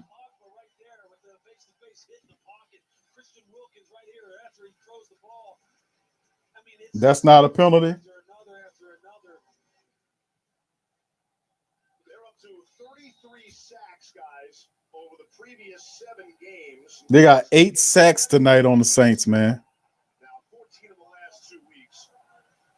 But really 4th and 9. Saints look anemic, sad, pathetic offense. Another free out blitz. Cesar Ruiz got beat again, and he threw it right to a defensive back for the. He threw it to Jones, and Ingram make the stop. Once again, Cesar Ruiz, man, beat him to chase Ian Book out of the line for the. That was Cesar Ruiz's man, by the way. That was Cesar Ruiz's man, family. That gave up the play, that gave up the blitzer that came out of there to pressure him. Watch the play. Look at Cesar Ruiz. Look, Ruiz got beat bad and chased him out of the play. That's Cesar Ruiz, and then he gets there, and then he just throws the ball. I don't know what he just gave up and threw it into a pile of Dolphins. I don't understand what that was. And finally, when he makes a throw, he throws it right to a pile of Dolphins. What are you throwing the ball at? Dude, what are you doing? And like hell, he ain't. He ain't gonna be evaluated on this game. That should do it right there, man. Man, Cesar Ruiz, man. Bro, that's the third play that Cesar Ruiz out there stinking it up. And this is a starter for the Saints, by the way, family. Ruiz stinks. 8 sacks, and he gave up at least 3 of them. At least 3 on Cesar Ruiz. I'm just pointing them out. So they'll be looking at Book saying, Book, stink you. No, what about Ruiz? If Ian Book stinks, then Ruiz is deteriorating flesh. That's what he is. I mean, that dude is awful, man. 8 sacks today by the Miami Dolphins, and at least 3 of them was given up by Cesar Ruiz today. Cesar Ruiz, something need to be done about him, man. He is terrible, man. Terrible. Constantly getting beat in this game alone. At least 3 sacks given up by him. Pathetic. Pathetic ass play. Yeah, I know if obviously doesn't want to play guard, you need to get up off this team. I think you need to get up off of here. Yeah, both stink. Yeah, you're right, Lori. What's up, baby? Nah, it's keeping it real time, not Carlton. It ain't I am positive. I'm positive that they both stink. I'm keeping it's Carlton. I feel you, baby. But it's keeping it real time, bro. 8 sacks today the Miami Dolphins had on the Saints, and at least 3 of them was by Cesar Ruiz, bro. He was awful. I agree. Well, I don't know if he was a wasted pick. I wouldn't have taken him. But Coach Payton said he wanted to take him. Remember, we got rid of what was the guy name, man? They ran him off the team. Who was back-to-back Pro Bowl seasons, ran him out of here to pick Cesar Ruiz, only to play him at guard when he was a center. If you wanted a guard, take a guard, and see, that's what happens. You know? Willis says, now I hope you get playoffs out of your mind, because most playoffs don't mean you're successful, you still lose. That's not true, Willie. What are you talking about? If your norm is to make the playoffs and you make the playoffs, you make the playoffs, and you never know what happened if you get to the playoffs. With all the stuff that's going on with the C-19, you never know. But some things are insurmountable, I guess. You look at the black and gold, a lot of this stuff is insurmountable, I guess. Like you down to your rookie quarterback, who the offensive line can't even protect them. 8 sacks today on them. I mean, what kind of success you expect any quarterback to have when you got 8 sacks on them today? I mean, it's just it almost says no wide receivers, no O-line. Yeah, Rose says 3 Stooges offensive line. There you go, William. Yes, Waffer. It's not what. It's what's the man name? You're in the right area though. I can't remember his name. 3-time he went to back-to-back Pro Bowls. I can't think. Yo, you close though, bro. Waffer. I don't think it's Waffer. I think you're in the neighborhood though. 3rd and 6 after the pick, man. Jacoby Brissett's out there. They're on the Dolphin side of the field at 37-yard line. There's a snap, toss sweep, and the Saints get him, but not before he picks up at least about 4 or 5 yards. This was about as horrible as a performance that you could see out of a rookie quarterback. 2 interceptions, sacked 8 times in the game. It was one of the worst rookie performances, and yeah, this was a rough day for Ian Book. Very rough. 138 remaining is just clicking down, man. My goodness. Warford, there you go. Thank you, Joe. Yes, Warford. Yeah, Larry Warford. That's what his name is. Yeah, thank you, Derek. There you go. That's who I was thinking about. All right, there's the punt. 4th and 4 after that one. The Saints stop them and they force another punt. So we're gonna see Ian Book again. And Esop Winston tripped up. He had a little lane there, but he tripped up. And that's it. Man, listen. We're gonna see another. Y'all want to see Ian Book again for one more drive? Say yay. Put yay. Put yay in the chat if you want to see Ian Book one more time. Because we probably gonna see him one more game. You think let's see, family. Can he break the Saints 2-game streak of not scoring an offensive touchdown? Can Ian Book get it done? What do y'all guys think? Kelly says announcers making excuses for other teams that won with C19 out. He said he had 4 players. LOL, Saints 22. Yeah, I know, bro. They don't give you no credit. You know how them funky guys is, bro. You know how that go. Brock says they probably would have had a better chance if they put Elvin. Come on, that's a QB. You're probably right. All right, Saints coming out what appears to be a power wide formation with Ingram back there. Oh, is that Tony Jones? That's Tony Jones Jr. look like back there. All right, Saints in the power wide with Ian Book there. And they hand the ball off, and he goes right into a wall of defenders. And there he gets nothing but a yard or two. He ran right into a wall. All right. Yay. Hell no, says Dr. Drew. What's up, Dr. Drew? Yeah, I mean, yeah. No, says Tramal. Yeah, well, bro, guess what, Sean? We going to see him, brother. He out there. Y'all, listen. Hopefully he can score a touchdown, man, and stop the streak. And they give it to Tony Jones. Tony Jones runs into a wall of defenders again. And out of 2 really hard runs, look like he got about 4 yards. So, but that'll do it right there. As Brian Flores, man, give the Miami Dolphins credit, man. I got to give the Dolphins is at the end of the 4th. That's the end of the game, man. I got to give, and the Saints go out without scoring an offensive touchdown. And that's the 2nd straight game there. I got to give, listen, and that's the end of the game, fam. Saints lose 23. I got to give credit to the Miami Dolphins. I really do. I got to give credit to the Dolphins. The Dolphins are a team that lost, 6 or 7 games in a row. Then they turn around and won 7 in a row to get above 500. For the first, that's for the first time since week 1 when they beat the Patriots. And they stuck in there despite all that and did all that. Man, I got to give them people their credit, man. That take heart. That take courage and guts to do that, And I got to give them credit, man. The Miami Dolphins, man. Congratulations, Dolphins, man, for that's not a tough thing to do. To fight all the way from a 6 or 7 game losing streak above 500. That's tough. So that's congratulations to the Dolphins side. But as far as our Saints goes, my goodness, that's 2 straight games now that the Saints have not produced an offensive touchdown. That is really sad, to say the least. Let's get into the final statistics here, fam. 20-3, the Saints go down. In the loss, this wasn't even funny, man, how they went down in this one. Offense, no help. 8 sacks on the quarterback today. The Saints were a funky, rotten 1 of 15 on converting. They were 0 for 12 on 3rd down and 1 for 3 on 4th down. That is outright disgusting and outright awful.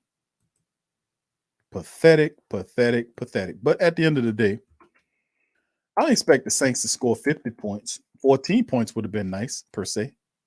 But we couldn't even get that. That's 2 straight weeks.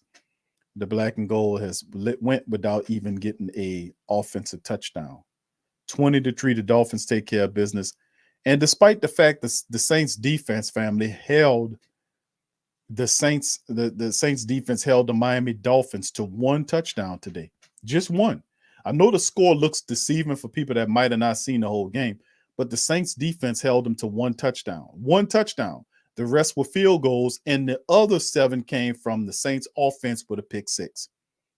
So the Saints defense still played at a high level today, despite the fact that they were missing Demario Davis, Quan Alexander, and several other impactful players, reserves and starters. The Saints still held the Dolphins to just one touchdown. The rest was field goals, and of course, the pick 6 by the Saints offense. If only we had an offense. If you asked this Christmas for the gift for the Saints to have an offense, 2 straight weeks, the Saints have not been able to put an offensive touchdown up in the game. That is really not good. But let's get into the final statistics on this one. You can see the first down, Dolphins 16-10. They win the matchup there. As you can see, the horrible 0 for 12 on third down. That's simply distasteful. The Dolphins, however, were 5 of 15, and the Saints were 1 of 3 on fourth downs. You add them together, that's 1 out of 15 on converting on third and fourth combined. That's terrible. 59-51 in total plays, total yards. The Dolphins 259, the Saints a dismal 164. Saints had more drives than the Dolphins. You wouldn't have been able to tell that. And the Dolphins averaged 4.4 yards per play. Saints 3.2. Passing game 173 versus 81 yards in the game, and the turnovers would kill the hell out of the Saints. And that, besides the fact that they were, the backups were not prepared to play. Obviously, offensive-wise, line-wise, they weren't prepared to play, man. And I've said this before in the previous reincarnations of the Saints season, even when the Saints had many of their players and personnel throughout the season, the Saints have stunk in the dome. They disrespect the Superdome when they play there. They've won 1 game in the dome all year long, and that was against the Tampa Bay Buccaneers. The rest of the games, they were absolutely abysmal. So it continues. Even though you had the C-19 jerking your team down, tearing them up, and then the injuries to overcome, it's at a point you ask, how much more can I take? But everybody has a line of where, you deal with so much, but everybody has a breaking point. Look, it appears have the Saints reached that breaking point yet with the C-19 and injuries? It appears like they have, family, to be honest with you. The Saints appear to have reached a breaking point in what they are able to do, and this is real. All right, and let's continue here as we go down here. You look at the attempts to say the Dolphins 30 attempts running the ball today versus the Saints 23. They average almost 3 yards a run. To keep their offense going, they were 1 of 3 in the red zone. Saints were 0 for 1, and the penalties reversed. Even though the Dolphins were doing their thing, 7 penalties, 65. All of a sudden, the referees reversed the game on the Saints and went 7 penalties for 62 yards. Saints 2 turnovers in the matchup, one of which was a pick 6 that really hurt them. And even if the pick 6 had not existed, and you took the pick 6 away, they still would have lost 13-3. The Saints could not score. Even if you was to take the pick 6 away and said the pick 6 doesn't exist, the Saints still would have lost the game 13-3 because they simply could not score offensive touchdowns, which is really sad, to be honest with you, to see that we're struggling with that. 33 minutes and 56 seconds was the time possession for the Miami Dolphins versus 26:04. Saints did absolutely nothing with 26 minutes of the football, but turned the ball over twice and were totally distasteful offensively speaking. Rookie quarterback did not have a chance in the game. He really didn't. Brother Prime said, I was at the game. This book needs to close. He sucks. This was a funeral. He looks like Carl Smith's offense. Oh no, we suck again. And I didn't just talk about Ian Book. He was, when you get sacked 8 times, and I don't know what the pressures was, but I know it was high. They blitzed him often and a lot, and we knew this was going to happen because we talked about it. The Miami Dolphins, that's been a part of the winning streak for the Miami Dolphins. Defensively speaking, they had turned up the blitz to a level that was utterly ridiculous, and they literally pounded this team in the ground. And the quarterback, and usually when you got a rookie quarterback, you blitz the hell out of him. And that's what it is. He threw 2 interceptions, one of which was a pick 6, but the pick 6 was deflected by a Miami Dolphin defender, jumped up and hit the ball, and the ball then redirected to a safety that picked it off and went back. If you go look at the film, the other plays, 8 sacks given up by the Saints offensive line. At least 3 of those sacks was by Cesar Ruiz, the pathetic, supposed to be center, now guard player the Saints put there. Absolutely distasteful. He is not very good at playing the guard position. And the Saints need to consider moving him back out of somewhere to get him out of there. So I just think a lot of the stuff that we seen that happened with the Saints today was absolutely another pathetic showing. It was another pathetic and garbage time performance by the Saints offense, who just can't seem to help out the special teams or defense. So let's go over the individual statistics here, fam, and we'll finish up the watch party. Ian Book, 12 of 20 for 135, 2 ugly interceptions. On the day he was sacked 8 times, so 2 interceptions, 8 sacks, a 40.6. That's one of the more horrible performances of a rookie quarterback that you can think in recent memory. Pathetic. Elvin Kamara, 13 carries for 52 yards. In the matchup, Ingram 4 for 17 was not utilized as much as a running as you would like to have seen in the matchup. In LaJordan Humphrey, 3 catches for 70 yards. You're seeing Callaway 4 for 46. None of them got any touchdowns there. And you're seeing Ethan Wolf 2 catches in the matchup. You're seeing Kamara with 2. Kenny Stills had 1. And like I said, LaJordan Humphrey had 3 catches, and he had the longest one, which was a 56-yarder. If he had some speed, it probably would have been a touchdown. You look at the Saints defenders, double-digit tackles by Pete Werner in the game. He finished with 10. Zach Bowen had 8, 7 from Chauncey Gardner-Johnson. Cam Jordan had a really good game. 6 tackles. He had 2 more sacks. Shai Tuttle had 6. Davenport had 5 tackles and a sack. Saints got to them 3 times. But their offensive line, the Miami Dolphins, credit to them, did a better job in the second half of not allowing the Saints to sack the quarterback, as the Miami Dolphins gathered the rhythm. And you've seen by Tua's numbers that he was relatively comfortable in the game for the Saints. He was 19 of 26 for 198. He had some pressure. He was sacked a couple of times, but not enough pressure to get to him. As you can see, his rating was high, and he was comfortable. When you go 19 of 26 and throw for almost 200 yards and a touchdown, and of course he forced that pick, but these are comfortable numbers from a quarterback that was finding the rhythm in the matchup. They did just enough. The Saints held them under 90 yards rushing today, but they did just enough to keep the offense on schedule. And, of course, their big-time playmaker was Mr. Jalen Waddle, 10 catches for 92 yards, averaged 9.2 yards per catch, and he had 1 touchdown and off of 12 targets, which makes good. But see, if you look at the rest of these numbers here, nobody else had more of an impact than Jalen Waddle. We knew going through that thing that you had to lock down Waddle. But be that as it may, the Saints still only allowed 1 touchdown from the offense of the Miami Dolphins, and Waddle caught that lone touchdown.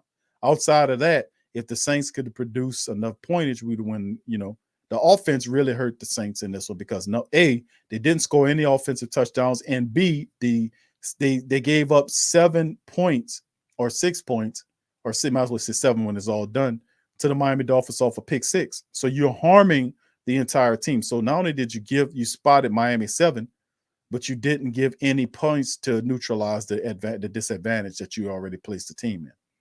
So very bad.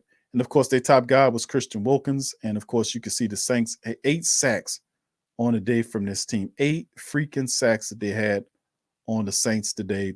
And all kind of guys. Has too many of them to even much talk about.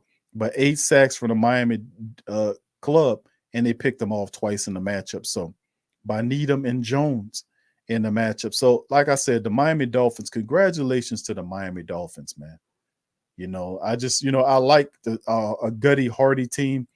And the Miami Dolphins, only last time this team was 500, above 500, was week 1 when they beat the Patriots.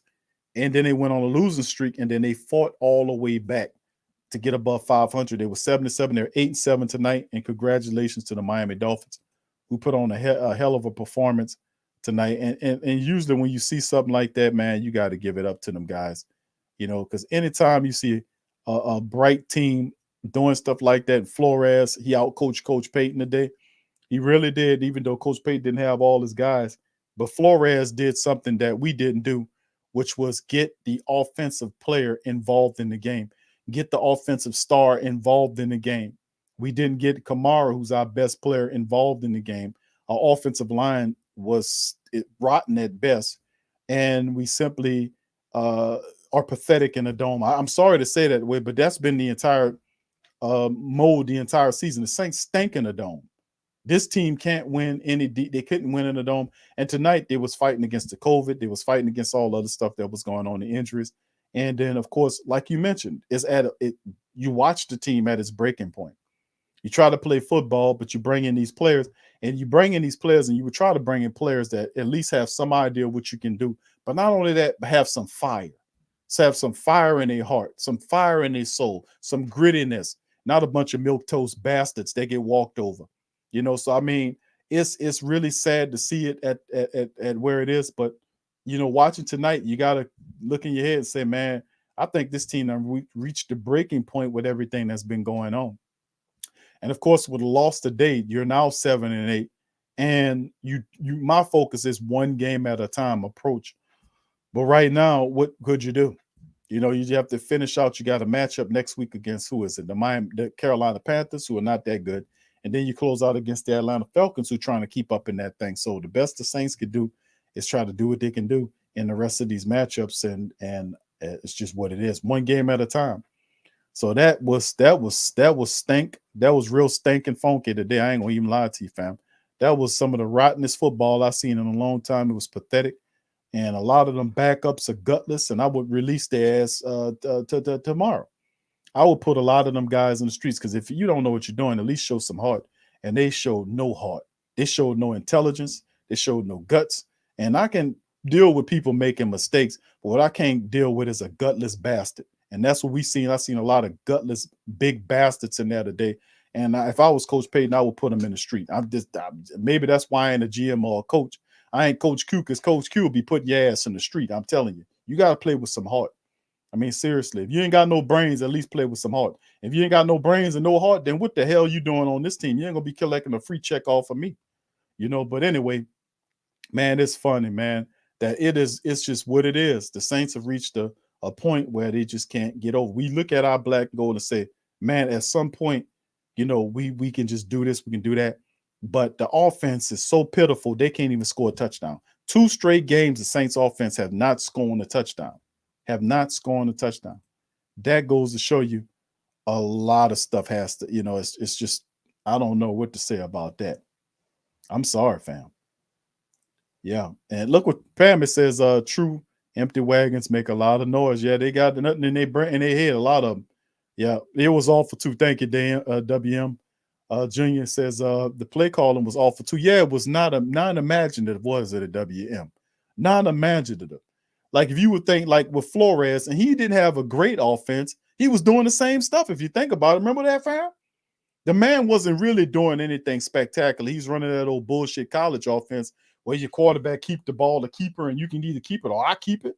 You take it. And he wasn't really running anything special. Most of his Tua's plays were out of the shotgun, as you notice. He was out of the shotgun, and he would just scheme open Waddle for plays to keep their offense on point and draw up play and hit you with the draw for the run. His offense was very non-imaginative, but what he did do a good job of that Coach Payton didn't do was scheming his best player on the offense to have opportunities to drive the offense, which we did not do. We didn't need to have Alvin Kamara as a running back all the time. We could have had Alvin lined up as a wide receiver and moved him around the field to create opportunities and mismatches, just like what Flores did. That's one thing you can credit his prowess for, is creating a play where you could be able to see the field. And we didn't scheme Kamara open. We didn't have to have Kamara running the ball all the time. He's dynamic. You can use him as a wide receiver, and then you put your Mark Ingram back there and have Ingram and Kamara operating in the offense at the same time. You didn't have to run one and then the other. No, we just didn't do a great job offensively speaking. And we talk about guts. I could give Coach Payton wasn't dead. Coach Payton was cussing, fussing, pointing, spitting, spewing, and his offensive line was, I'm sorry, Coach. I'm just a big dumb bastard. But at the end of the day, the reality is the Saints lose, man, and it's just sad. Williams says Kamara was and has been frustrated with the terror. Oh yeah, you know it, bro. With the Taysom Hill situation. And remember, I played the Taysom Hill interview last week of what Taysom Hill was saying. Well, you know, the plays go with Kamara can cut in or cut out. Like he was trying to place his inaccurate passing on what Kamara was doing. No, you the quarterback, you supposed to put the ball on him. I ain't like that. I ain't like that at all.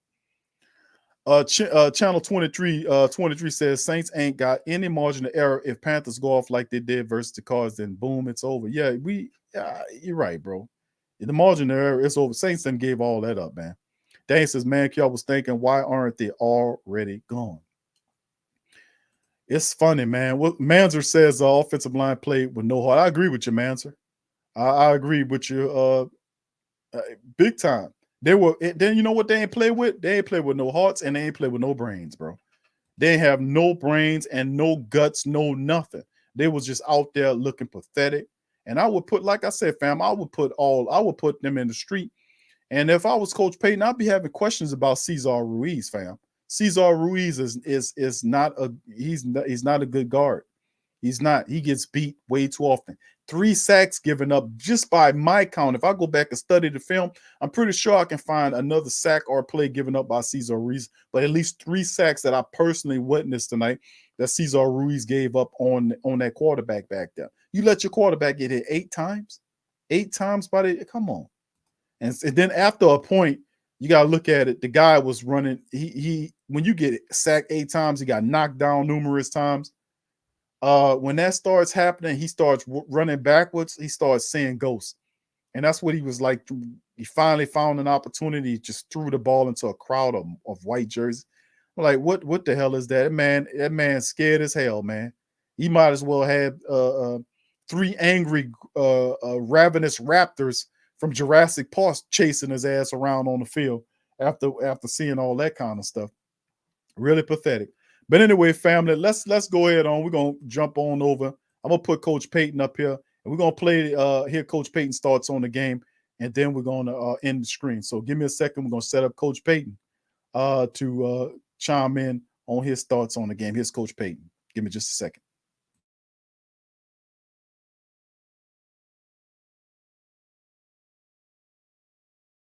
Y'all please put one in the chat if you can hear it. Seem like obvious we're at. Right now, it looks like head coach Sean Payton is going to step to the podium and talk to the media after the 20 loss to the Dolphins.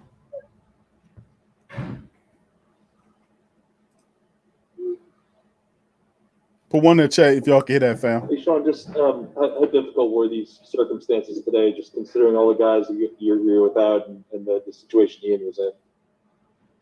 Yeah, look, I think it's kind of where we're at to some degree, a little bit as a league, but it seemed like obviously a lot went on in the last week and a half. You know, I thought our defense battled. We did some positive things in the kicking game. And it's, look, in fairness to Ian, it's impossible to evaluate his play. Hopefully we can get a little healthier, get some guys back, and be ready to go next week. Sean, did you talk much with the league about whether they were going to consider postponing and what the criteria for that might be? Did you hope they would? No, look, I'm not involved in that. That would be Mickey or Dennis or Mrs. B. You know, our job is to really focus and prepare, get the players ready to go. That's something that you pretty soon your energy gets wasted. And obviously we didn't do a good enough job tonight. It was frustrating, and I'm sure it was frustrating to watch.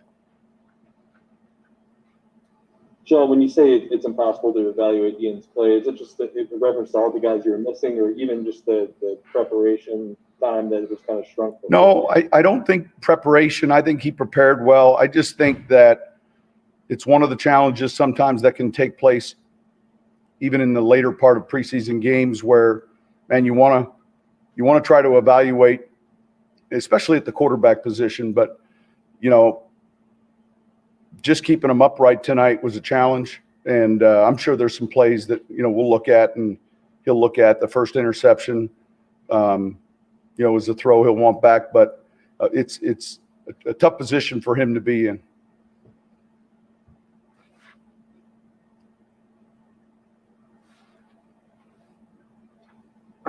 Sean, as a play caller, would you say you've had a game that was, do you remember a game more difficult than this one, just to try to find something?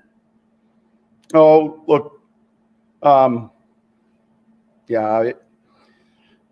you hopefully you forget those games so you can't recall them. Look, our jobs though are to give our players a chance, both in the game plan, the best chance possible. And we're not making any excuses. There were a number of things offensively that God didn't sit well. I'm sure with all of us as coaches, and but nonetheless, this is a game we're going to want to quickly get behind us. And we have a short week and two important games coming up, both division games that are going to be important relative to the NFC, we think. But I just in fairness, you're not evaluating Ian, but how do you think? I said it's hard to evaluate.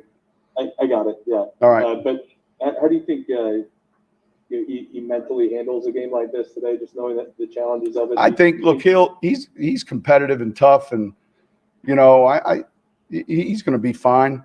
He'll be frustrated like all of us with some plays, but certainly it's not going to define his growth or his career or what he does. It was, kind of one of those perfect storms and it's a tough spot we're all anxious to see him. And yet it was just a tough spot for him to be in. And I think he's smart enough to understand that. I'm trying to Mario and Malcolm, some of those guys. Say it again. How do you feel like the defense played without DeMar? Look, I thought they competed. I thought they did a good job. I mean, the first 7 points was the turnover. Halftime, the score was low. I thought they did well. They had some short fields. Certainly, they played well enough for us to be in this game, which we were for a good majority of it. But I thought they battled. Sean, has it been harder for you guys at all to learn about your team with just so many guys in and out each week? I think we understand our team. We had 2 players today getting fitted for equipment in the locker room, in the equipment room that had just arrived.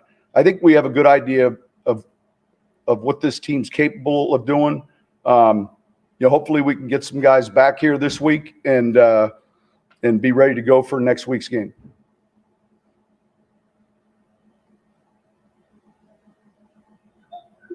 So, Sean, what's the biggest challenge as a coach getting a rookie quarterback ready with only a few days notice? It's not him getting ready with a few days notice. It's, being able to have some efficiency running the ball when he's in there, being able to protect a little bit longer when he's in there. So he handled the work week and the install, understanding what to do. And look, there's some tempo issues in and out of the huddle, but I think it's just having enough where he can have some success. And I think that was the bigger challenge, I think, for him this week. One more question.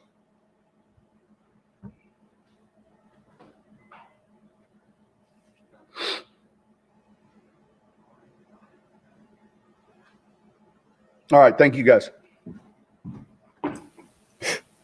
There go Payton off to the washing off. He gave him one chance to ask some more questions, and you could hear Coach Payton's pissed, and he should be pissed. This was an awful game, man. This is not a good game. It's not a good game at all. But at the end of the day, fam, listen, man, what can I tell you? The Saints dealing with so much nonsense right now, it's not even funny. It's not. The C-19, the ending of the weird fact that the Saints didn't even convert a third down today. You know, until later on, they had a 4th down conversion. They were 1 of 15 when you combine both the 3rd and 4th down conversions. Won't win games like that. And of course, the Saints in back-to-back weeks have scored 0 offensive touchdowns. Won't win many games like that. Unless you pitch a shutout like the Saints did last week against Tampa Bay Buccaneers. And they really held the Miami Dolphins offense to 1 touchdown today and made them kick a couple of field goals, would have been 13-0. And the offense, like I said before, turned over a pick 6. That became a 7. So 20-3 Saints offense simply can't get off the floor, whether it's Taysom or Trevor or Ian Book. Problems abound. And we think in a quarterback situation, but until you get the offensive line fixed, which is chewed up with injuries and C-19, it's not going to be a good look. But the true question moving forward is, in this new creepy world of C-19 and Omicron and all these other weird variants that's just popping out of the thin air, is this the norm? Which means you're going to have to really stockpile as best you can, the best talent you can with this, because I've never seen a practice squad. The Saints took every player off the practice squad except for 3 players, left 3 players on the practice squad. All of the other guys were called up to play because of the C-19 in this weird, wacky world that we're now currently living in. We're going to be intriguing moving forward. Saints got a lot of questions on the offensive line. You know, of course, at some point we should get Ryan Ramczyk back. Might be a little too late in the tooth now. Got Carolina, who's still it's a very fighty team. They don't give up too easy. And the Saints simply cannot score touchdowns. So if you're struggling to score touchdowns, you won't beat too many people in this thing. So very, very intriguing. Thank you, Rush Hour says we got those great value players, but none were great at all. Yeah, we got a lot. That's why we call them great value players many time. And they can only put together. Now you'll get some diamonds in the rough, and the Saints have been good at finding diamonds in the rough, like Deontay Harris, JT Gray, and so on and so forth. Tony Jones Jr. We'll find some ball players, but every now and again we'll get stuck with a few bums. Or guys that don't have any heart or no brains, or if you don't have any heart, any brains, at least have some heart. And if you don't have any heart, have some brains and know what the hell you're doing. But you can't be a big dumbass running around there that don't have either. And that's the problem. As many times the Saints, a lot of their players simply don't know what they're doing. Ruiz was a guy that simply got beat. He didn't know where to look at. I mean, Kelvin Throckmorton's a turnstile. It was pathetic. But how much is too much? And have the Saints reach their tipping point? Because everybody has that. Everybody eventually got that line where you reach to and you say, you know what? I think that's it. I'm going to bed. That's the thing. Thank you for your super chat, fam.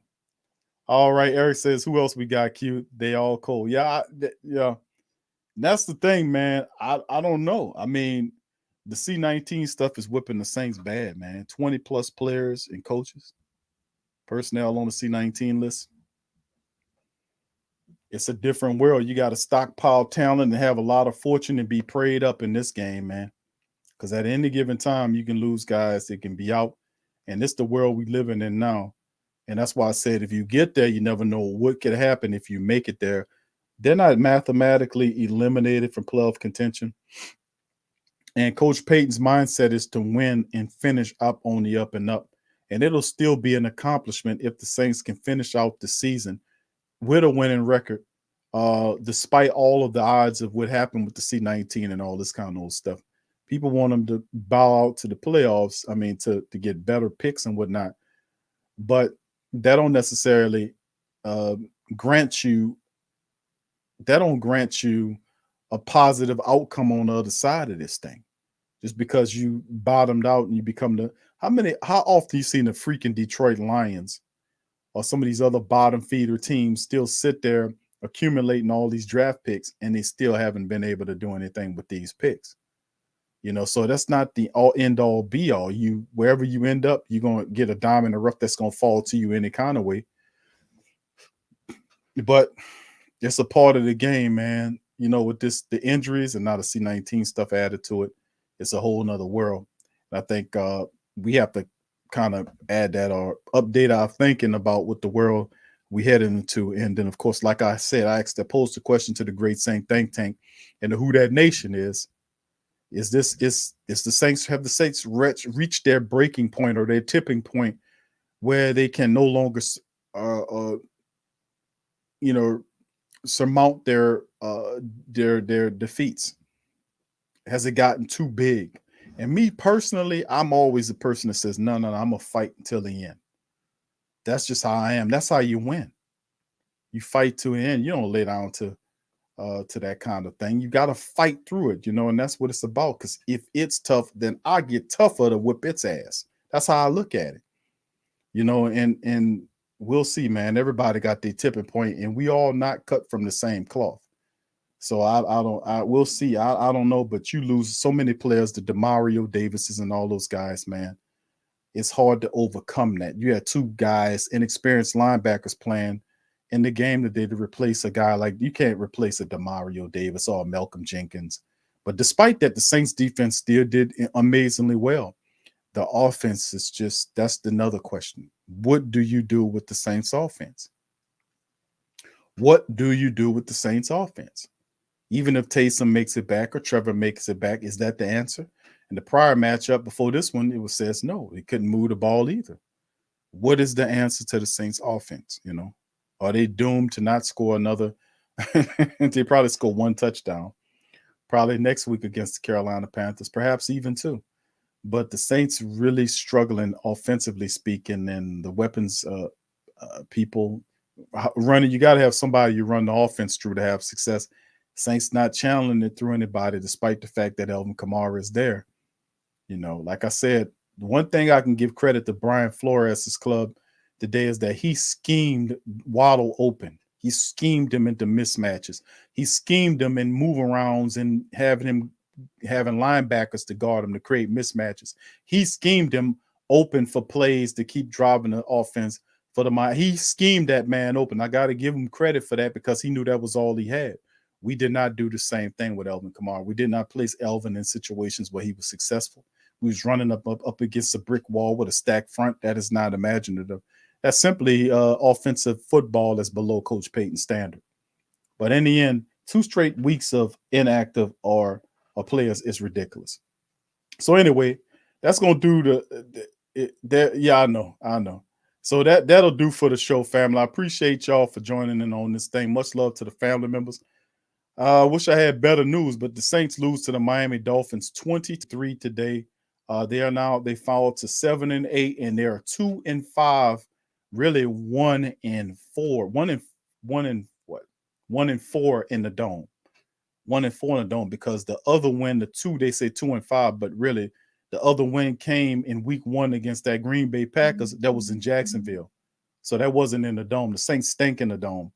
And it's been that way the entire season, and they're now 7-8. So with that being said, we'll talk about it on another time, family. So listen, much love to the fam, but big question is, what's the answer for the offense? I'll leave y'all with that.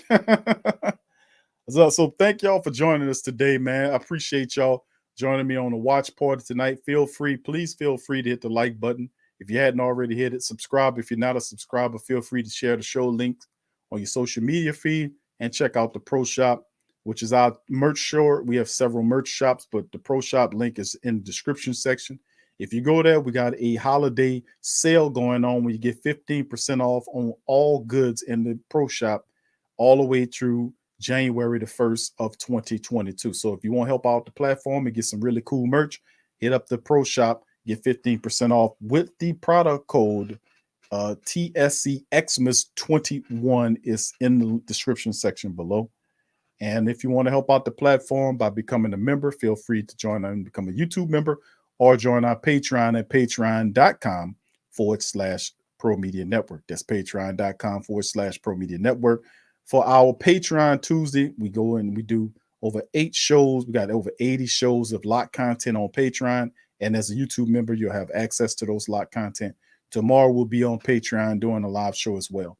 So we'll recap all of this and more on the other side of things. So with that being said, I appreciate y'all for joining the live stream. I really do.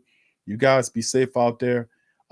Sorry it was in a loss, but at least we had some fun tonight on this Monday night, man. So, but we'll be back again on Tuesday for Patreon, and for those who are not Patreon or YouTube members, family, we'll be back on Wednesday to recap a lot of Saints news and notes, man. So tough loss tonight for the black and gold. No offensive touchdowns. We lose again. 7-8 we are. We still got 2 games left. So with that being said, I'm gonna say who that to you guys, and I'll see y'all later. Peace. Yeah. Well, all right. Like you always say, welcome. #1 sports talking heat. We ain't like the Falcons. We won't blow the lead. Look, all we talk is who that, who got cut and who back. Rookies and the vets, players you should look at. It's the sports coma, you don't wanna miss it. Got the pre-game party, post-game statistics. Get a visit for Sway, maybe DC or 5. It's the hottest thing smoking, Big Q and the guys. Go to YouTube Live, make sure you subscribe. Interviews inside the Saints locker room high. Talk to Drew, Jordan, Zach, Payton, New Orleans, who that nation. Best believe when I say we bleed gold and black. Ain't a miracle or rivalry could ever hold us back. No, Beastquake, Bounty Gate, let the truth be told. It's the sports coma, all we know is Saints Super Bowl. Yeah. You're listening to the Sports Coma with Big Q and the guys on the PRO Media Network.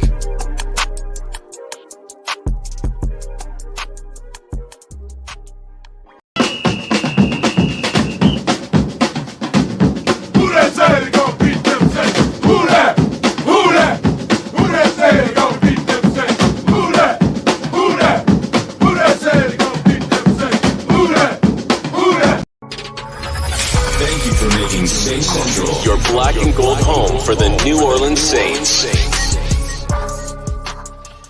Don't forget to do your Christmas shopping at the Pro Shop. Get TSC merch for the holidays right now and get 15% off on all items on the Pro Shop by using the product code TSCXmas21. So get your shop on at the Pro Shop today. Peace.